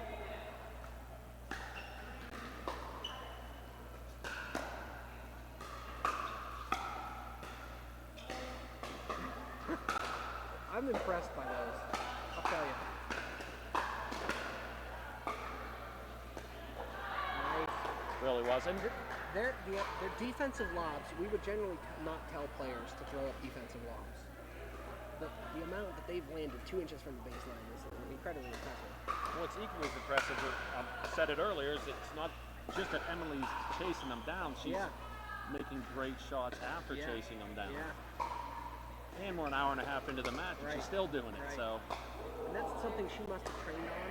So when her and I played together, she would admit that was definitely a big weakness of hers, is recognition of lobs, and then being able to chase them down, which is funny if you think about how fast she is, but she had a very hard time recognizing them. And you see today, she's recognizing them no problem. And getting to them and making great exactly. shots. So good for her on that.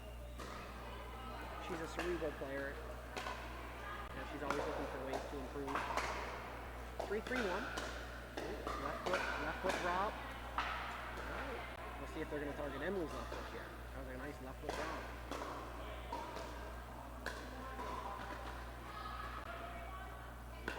4-3-1.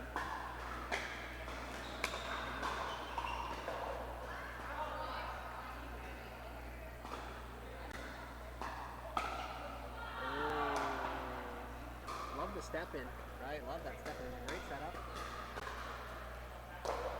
You don't like losing points, but it's okay if you lose them like that. If you know you get that point, you're going to win 90% of the time.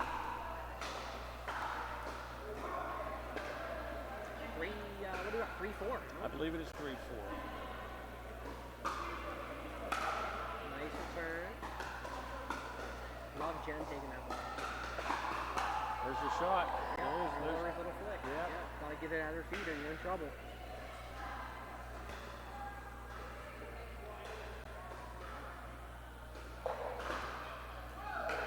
Nice return.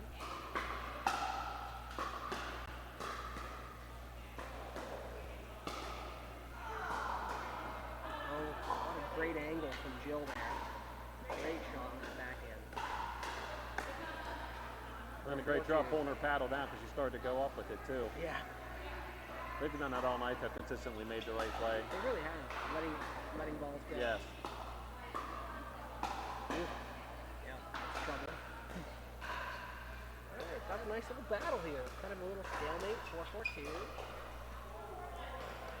4-4-1. Oh, wow.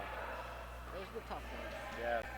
They happen. Now, we'll see if she comes back from it. Right, you can't let that turn into 2. If I were Jen and Jill, I'd be hitting one more right to Lori after that mistake. Love it. And great mental toughness from Lori to just shake it off. She did. And battle from the next 5 shots. She did well. She seemed to take a little bit off of a couple of those balls out, so maybe she was a tad bit gun shy on it. But yeah, it worked out the way she needed it to and wanted it to.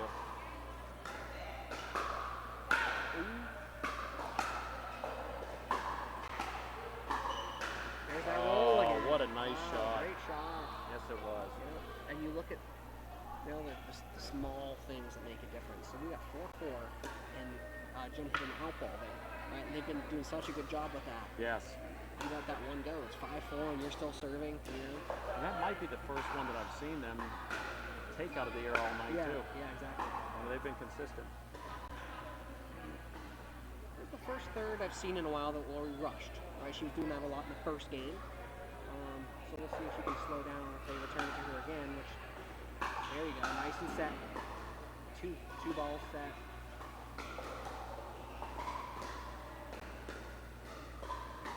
Ooh, that's a great lob. Great lob. But I love that point from Lori. You got to see how different she is when her feet are set. Yep. Right, she had 3 good drops, a good ding.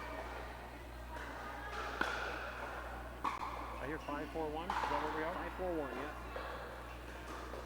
There's that backhand roll. Yep. You said you've been working with her on that? So she took a clinic maybe 6 weeks ago. Okay. And we worked a lot on her taking more balls out of the air and getting good on those flick shots. Yeah. Which she just did twice. Twice in a row as we were talking Yeah. about it. Right.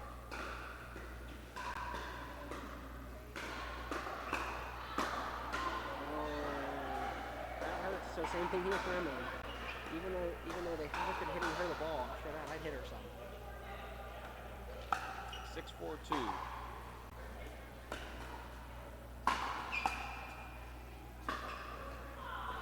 Good shot. Nice little off pace. It was. Yeah. It was. Was that done on purpose? Hard to say. I know. I couldn't tell myself. That's why I was asking you. Either way, it worked out good, and it was a nice shot. That's the drop. That's the drop. Yeah. That's the one. That's the Justin one right Ums knows what he's talking about. He talked about that exact shot coming into this game.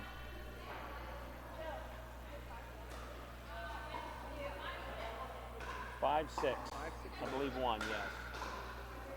Nice return from Jen. Uh-oh. Oh, getting to have her feet set. Yeah. Yeah. Right? You start to Yeah. see it. Yep.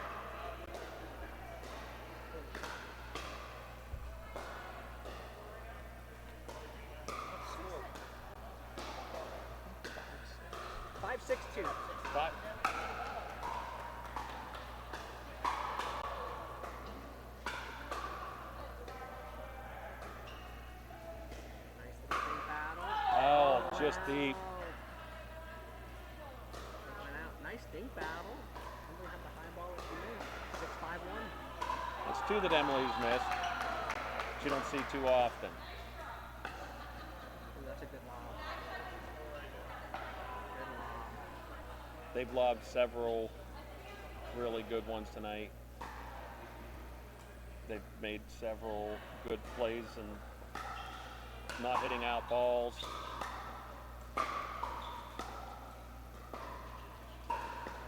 Nice transition in. There's that left foot. All right, they're going Emily's left foot now.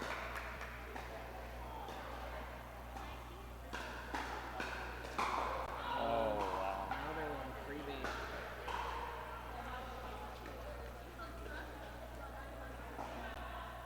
We have 8-5-1. I think they were down 10-4 40 minutes ago. Yeah, right? With the match, match on the line. Yep. And you said you've seen bigger, and I said, really? I doubted you. I got to quit doing that. Yeah. 8-5-2. They score a point here. You're going to use a timeout, maybe? There's that leave again, right? Again, a lot of players hit that ball. And then you get a free point out of not hitting it, right? What better way to score a point? Not hit the ball. Left foot. What a great dink. Good finish. Jen had Slide a out, couple that was nice huge. dinks there. Yeah, she did. 5-9. 5-9. So if Rory and Emily don't get a little bit of a run here, I'd probably call a timeout if I were them. Not for momentum sake, but for strategy sakes, because they got to figure something out. Because what they're doing in this game is not working. So if they don't score any points here, left foot, right? Emily tried to take it. Yeah. Right? Yeah. Again, it's just that's not comfortable for her. I like that she tried to. Just Two quick stops there. Got the ball right back. Got the serve right over. Oh. I love that Lori just took some pace off it. All right, don't let them get away with those lobs. That one went out. What a match. 9-5-2. Oh, ball coming.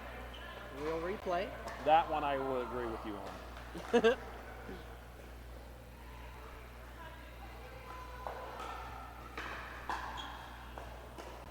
Oh, wow. Yeah, nice little low return. Sometimes, like I do that unintentionally. If you have a miss hit and it stays low, people struggle to get under it for that third. So get a little bit lucky there, but slide out. So that's a little bit of lacking situational awareness from Emily. Right, she had a nice drop shot right to Jill's forehand. Right, in this scenario, they're not stacking. We got to go. Same thing there from Rory. We got to go to the center of the court. Right, they just hit 3 balls, all straight to Jill's forehand. So, like, that's probably why I would have called a timeout. Right, so they had their strategy set for what they were going to do on that side out. Now they're going to pull out a couple stops. Love that shot from Emily. Oh! But that one not Just so missed much. it. Match point here, the opposite way. 10-5-1.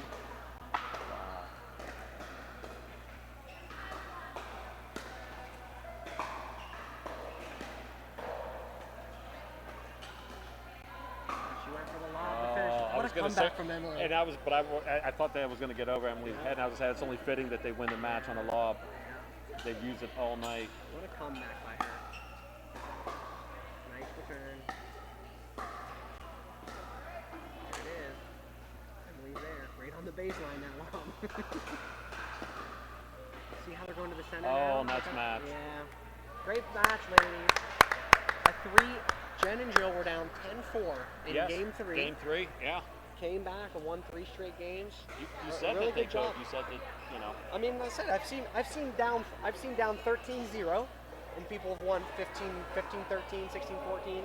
And 3 games in a row in this situation here with the championship on the line. it happens. Yeah. You know, it happens. It was a really good match.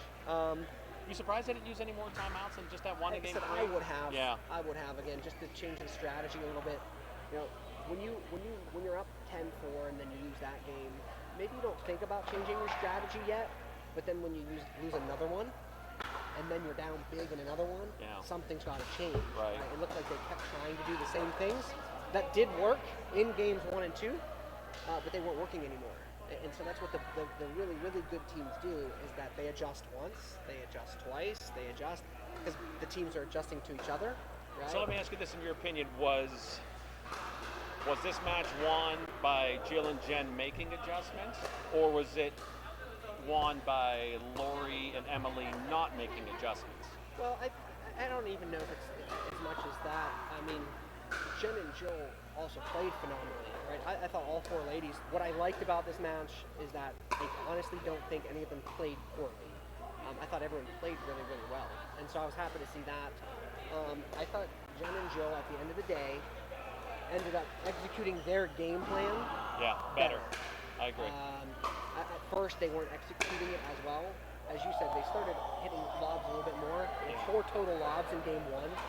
In game 5, there was probably certain points where they threw 4 lobs in a single point. Right.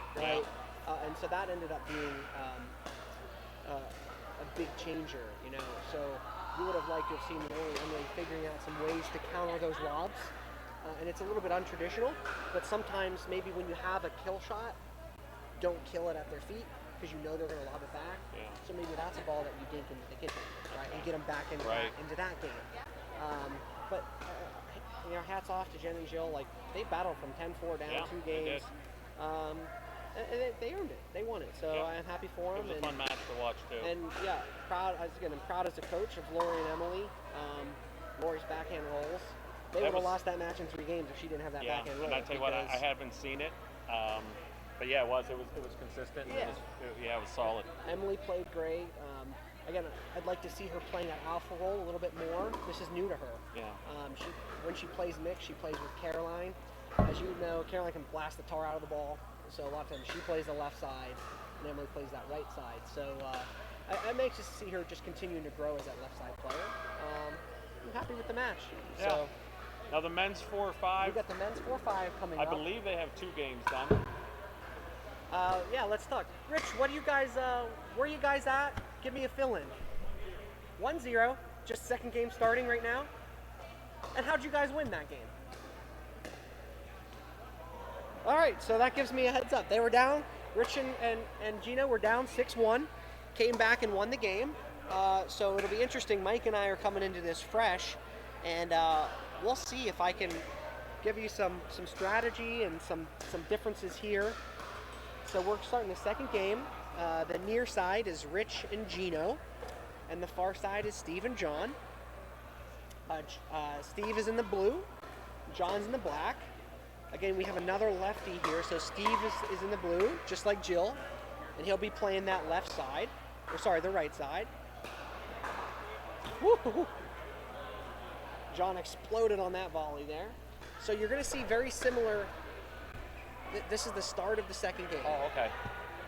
So, Mike, you're going to see some very similar strategies here, because you got our lefty in the blue, just like Jill. And if I were them, if I were John and Steve, I'd be trying to keep the ball in the center of the court. John and Rich should be trying to keep the ball in the corner. John and Steve. Oh. Rich and Gino should be trying to keep the ball in the corner. Yep. Yep.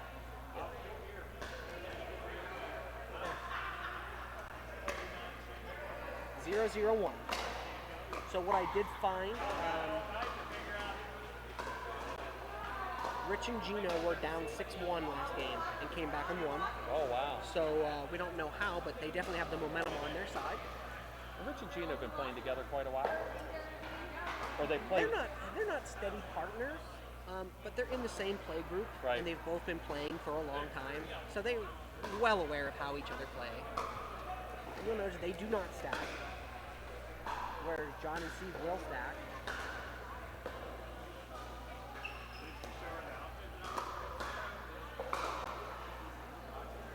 Just out.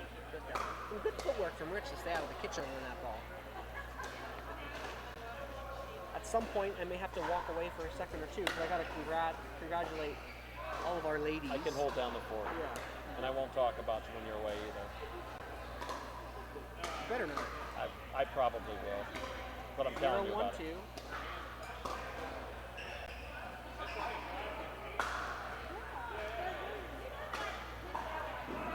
try by Steve. The ladies are getting ready to leave, so I'm gonna go Okay. give them their awards real quick. Okay. All right.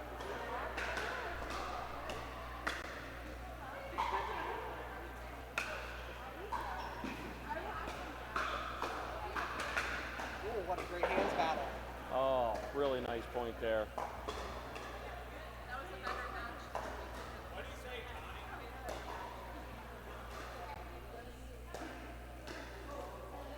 201. This is game 2 of the men's 4-5 plus championship.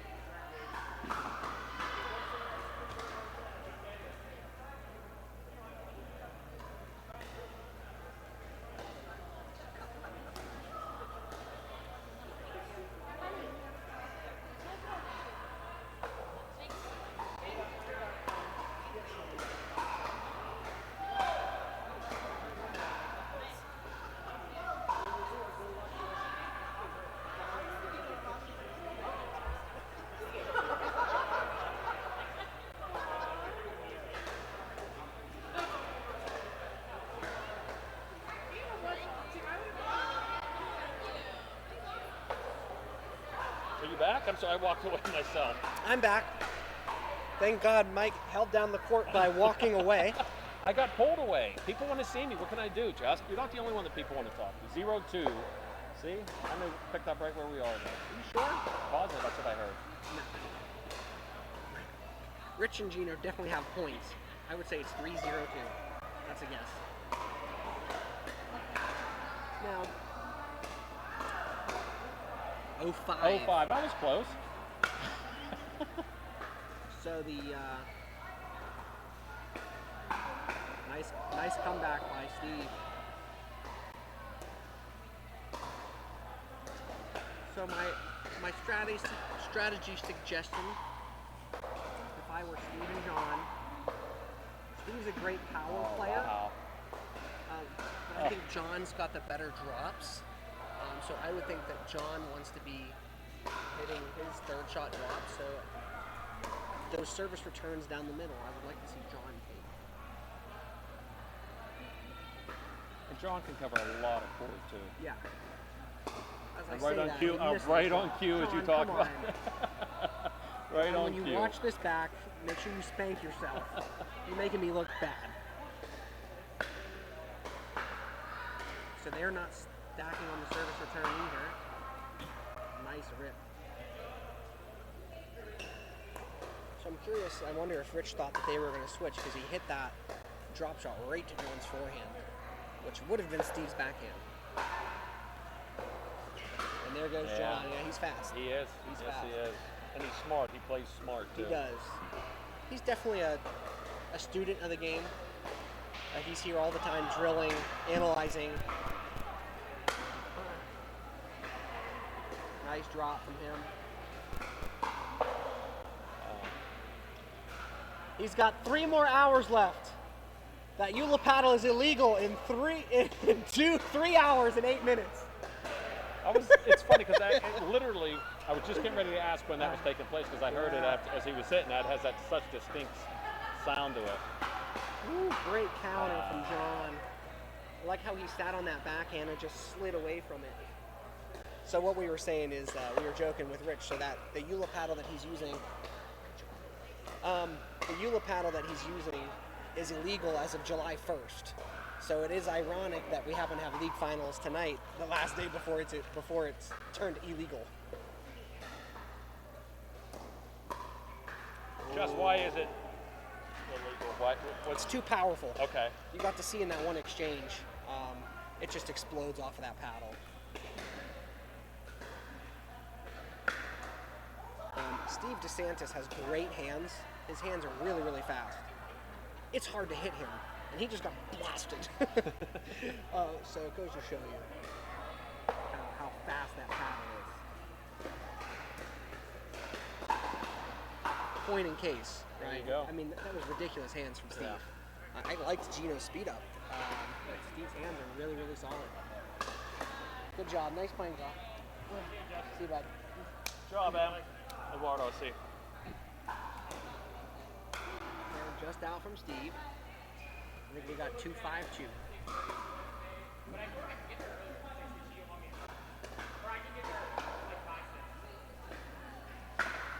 Hung that one up a little bit high, Yeah. maybe, huh? Yep. And so what I'd like to see from John, he looks a little overactive right now. We want him covering court, but we don't want him to look antsy. He doesn't need to play singles, right? He's still got Steve there. He can get to his shots and take his time. So on this next side out, I'd like to see him try to settle down a little bit. 5-2-2. You see Gino and Rich are stacking right now. So they see some type of matchup they like.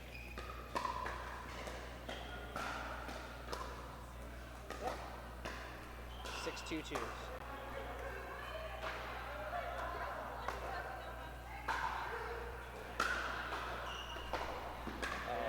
Nice rip from yes, Gino. it was. And I think we got a timeout there. 7-2-2. Down the 1-0 timeout. already. Down 1-0 already. Yep.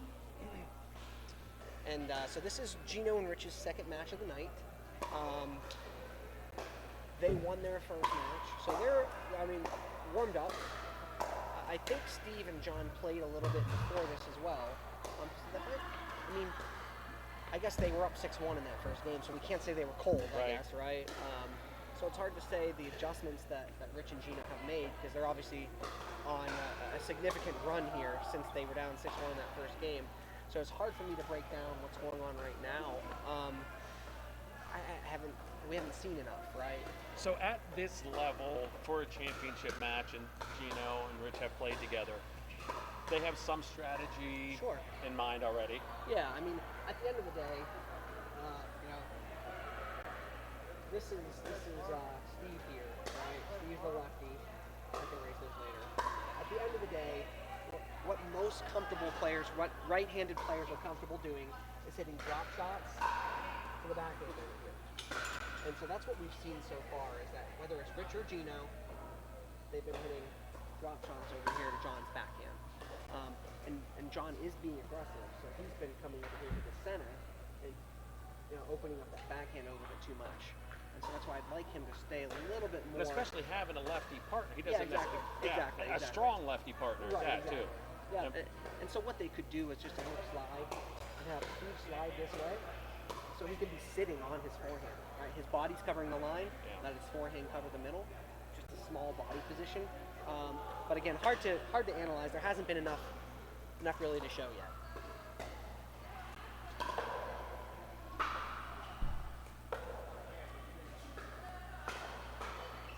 Love that take from Gino.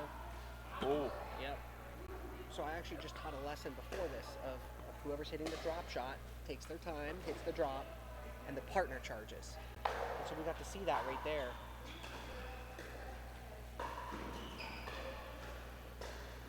Nice dink. Wow. That was a 6 speed up from Steve. Below the net on the backhand. Jam Gino right in that right hip. 8-2-2. Nice deep serve. nice reset. Yep, good reset. Get back up to the line.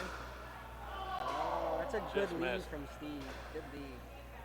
And that's what's tough, right? As that lefty, you're trying to hit away from his forehand, but there's no angle there. So it's hard to get away from his forehand. Yep, good hands. That's what's tough. Steve's a very good driver. I think it gets him a lot of success at 4-0 skill level. But when you bump up to the 4-5 here, Maybe a drop there. right, yeah, a lot of those drives are just going to get ripped right back at you, especially when you have a paddle, like with the pop on Rich's Eula. It's going to come back faster Yes. than what you hit it.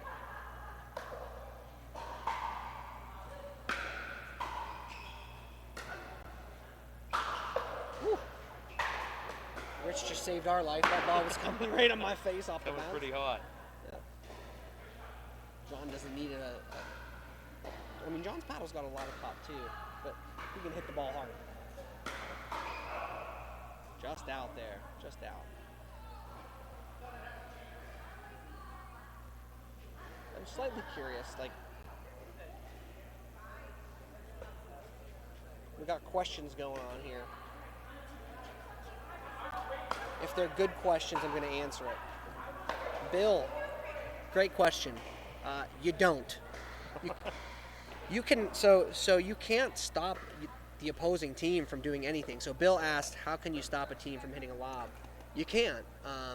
You can make it more difficult for them to hit a lob.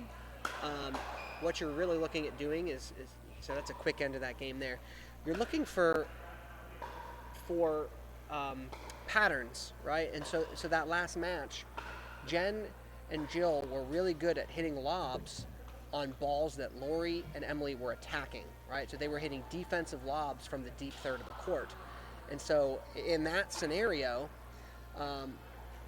your mindset would generally be to slam the ball, right? Traditional would be balls high, slam it.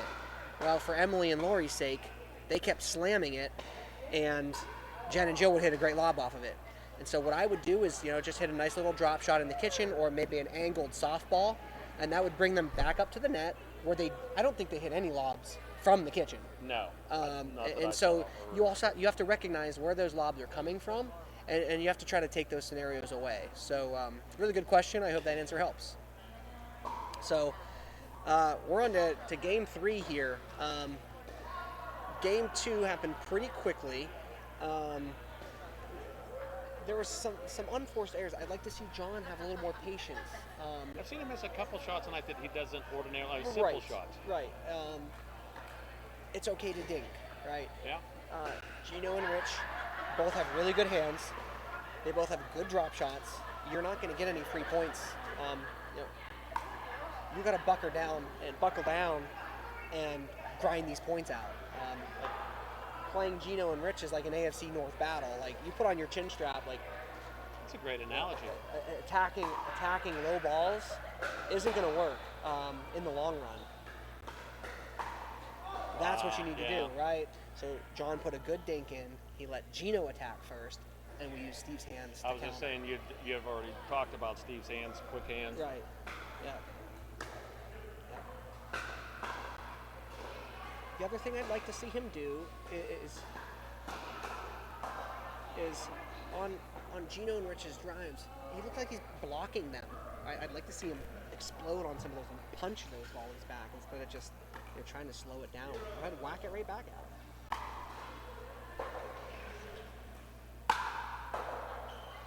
Now, Rich got a little lackadaisical there. Even that paddle, he didn't do anything with the paddle, but hold it there, you saw the ball just pop right off of it. Yeah. So Rich is a police officer down in Pittsburgh. Oh. Good shot. Bang. And that was set up by a drop shot. Right? Those are how their attacks are going to get set up.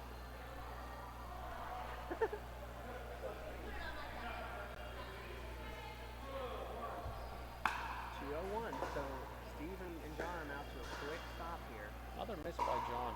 Yeah. See if he can shake it off. He will. 2:02. Yeah, see how fast that was? Yeah. Right, very similar to Lori last game when she had her misses. It just looks like he's trying to do a little too much. Trust me, man, I've been there. I'm there every night. Right, it's so much easier to say, but all he needed to do was just slow it down. It's gonna land. We got it. See, that was a better point for him. It just slowed it down a little bit, right? Use your speed when you need it, not all the time. 1-2-1. That's the punch I want to see. Oh, what a shot! What a shot! So I liked John's punch volley there. Had an Ernie. Rich got a ball off the net.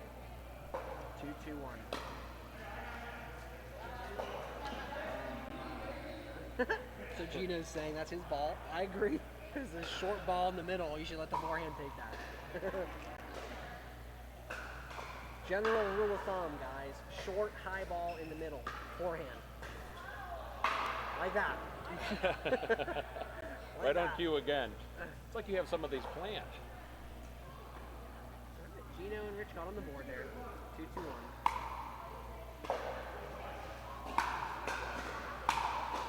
Nice rip by Steve. Oh, wow. Oh, good get. But that's to the point, right? He hit Gino a little bit on the defensive, but at the end of the day, it didn't matter. Gino's hands are too good. These drives from the baseline are hard, very hard.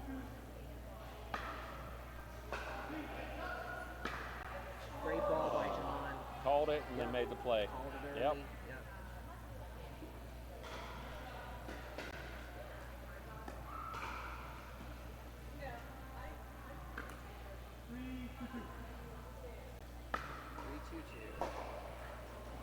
Game 3 of the best of 5. Love that spot. That's that left foot again, right? So that we talked about that last match. We have a lefty here, right? These guys should be trying to keep the ball in the center of the court to that player's backhand, which right now is going to be Rich's left foot. Nice rip. Right, started from a big serve, so they're on a good run now.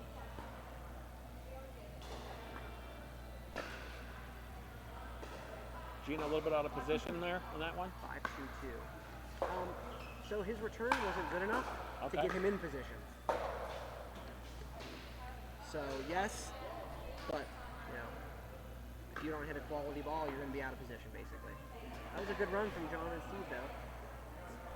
3-5. Now earlier, they have not been stacking on service return, and they're not going to here. Yeah, good attacks from Gino. Had John moving around. Yeah, again, it looked like too much a little bit, right?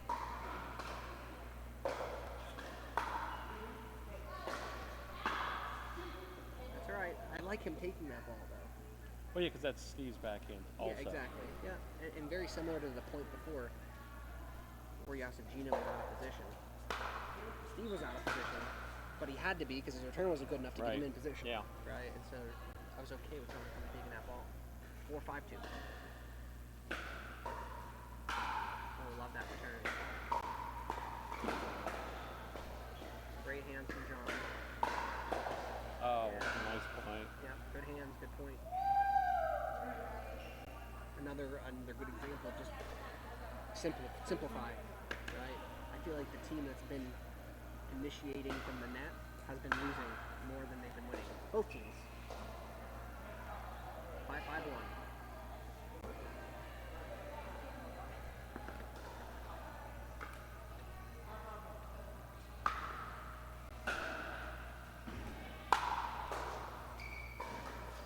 Good get. That's what have an advantage of that speed of John to get over there and cover that. And Yeah, exactly. but Gino was just sitting waiting for that one. Exactly. Yeah. Had him on the run the whole Yep. point. 5-5-2.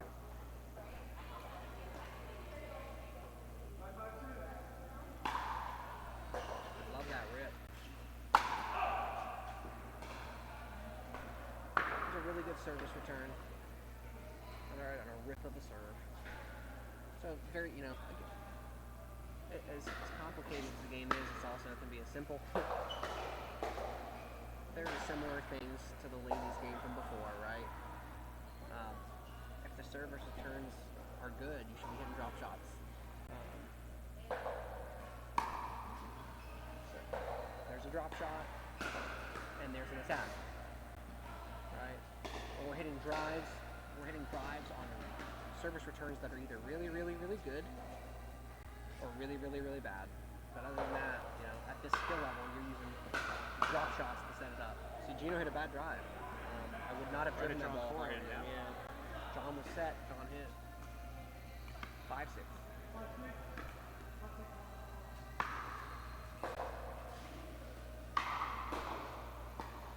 Same thing, right? I would have liked to have seen a drop there.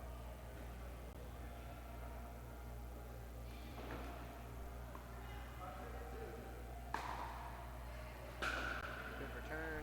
There's the drop. We got away with one for sure. That should have been a dink. 6-6.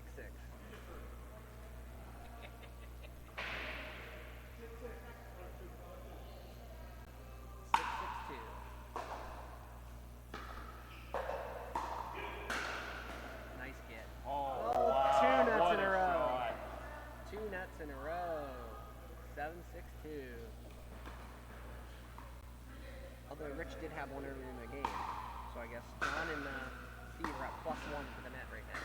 I like that lob.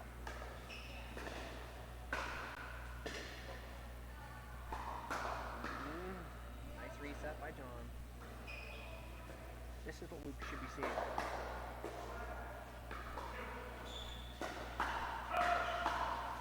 There it is. What Right. a point. Great point. Right. They slowed it down. Multiple times they had to slow it down. Yeah, too. exactly. And again, both teams who initiated lost that battle. Yeah. Right. John had a good reset on his original initiation, and then Gino lost the final battle. Buoyancy there. Yep, that's a good run. They got the lead back. I believe the score is 6-8.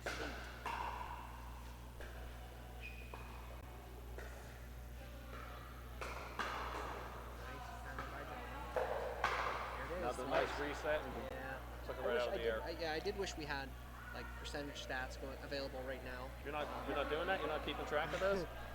I mean, the team that's initiated attacks out the net when all 4 players are at the net is probably at a 80% failure rate for both teams.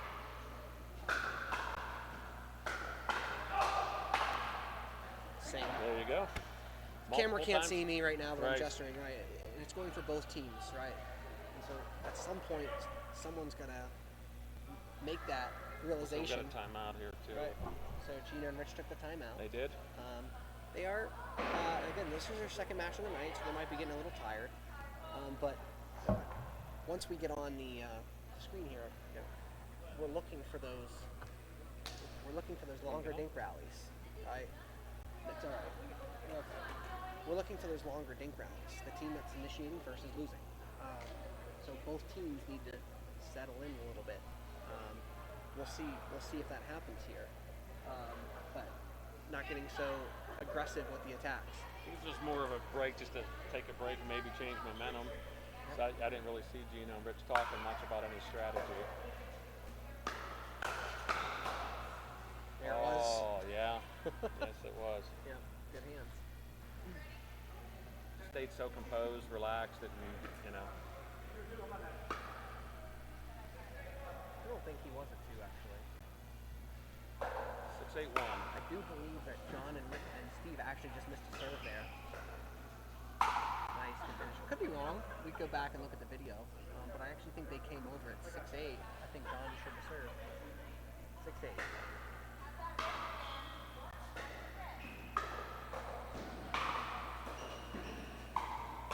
Nice point. Oh! Good You don't see point. that too often, getting away with that when you got 2 partners both going up for that ball. I was Both worried actually. someone was yes. gonna get whacked. Yeah. It's not like either one of them backed off it either. Yeah, exactly. 8-6-1. Ooh, good try on the drop.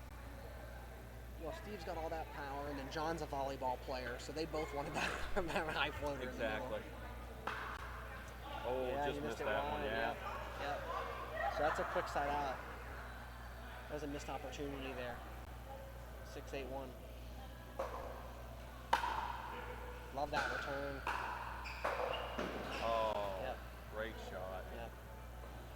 So that ball that Gino hit there, we would call a drip. It wasn't really a full drive. It wasn't really a full drop. He just kind of slowly put that ball as Steve was coming in, and hard for Steve to keep down. 2 quick points. So just like that, we're tied at 8. Yep, 8-8. Maybe looking at timeout on this side, they get a point here. Yeah, I probably would have taken it right there. Good eye from Steve. Good eye.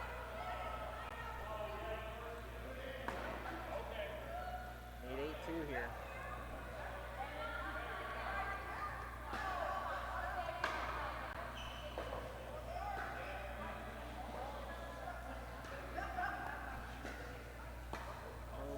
I'm not sure why Steve was so far back.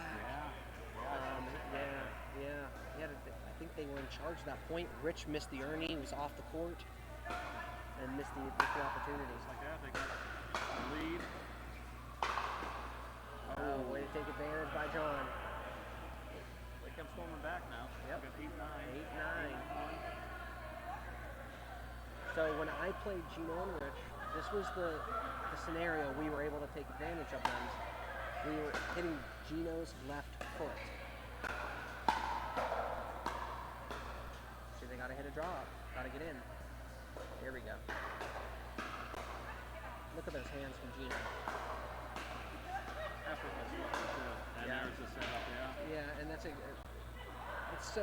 that's what I love about pickleball. Like, John hit 4 really good attacks, Yeah. but when you have a team with good hands on the other side, it just doesn't matter, right? You have to work that much harder. And Gino countered 2 of them and reset 2 of them. Nice dinks. That's what I want to see. Ah, shoot. Another quick side out. 9-8-1.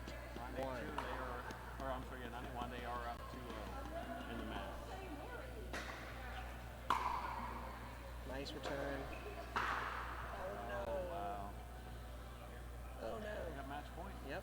He's got a chance to make it up right now. 10-8-1. Nice leave. That's a tough ball to leave on match Yes, it point. Good is. job for him. I'll bring you more. I've never been more hydrated. Yeah. It's making me cuter. Oh no, missed service return on match point, and that's it. Oh, is that it? Rich Diamond and Gino Ciccone, our champions, and a nice match there. John and Steve battled back. Rich and Gino battled back. There's a couple lead changes there, and again, the game kind of ended on just some unforced errors. You know, Gino and Rich didn't really make many unforced errors. Got a lot of balls back, and I think these guys have been playing, Gino and Rich, for probably a combined 19 years of Right. pickleball. You know, so when you talk about been there, done that, and as far as game strategy goes, decision making. Right. And even when you saw John and Steve make a little bit of a run, Gino and Rich never, Yeah, they didn't flinch. There was no Yeah, flinch. exactly. They Yeah. didn't. Yeah. Yeah, there's no flinch. And one thing I'll end on with, is what we were talking there with people speeding up those balls. Once you get to this skill level, once you get to this 4-5 skill level, well, these dinks are low. They're down here. And so a lot of 4-0 players have gotten to that level because they're really good at attacking. And so these players are attacking from really low, creating upward angle. These better players, their hands are better. And so they're just coming right back. And although you may get a ball or 2 back, you're continuing to hit it up. Right. Right? And so as soon as I create upward angle, they're going to come with downward angle, and it's a losing battle. And I think that happened a lot more. I think John and Steve sped up a lot more Yeah. balls That's than it. Gino and Yes. Rich did. Yep. They did it selectively, but the games that we saw, I think that was a big deal, is Gino and Rich feeling a little bit more comfortable, staying slower, longer, and then making just a couple less unforced errors in their last game. So, good pickleball.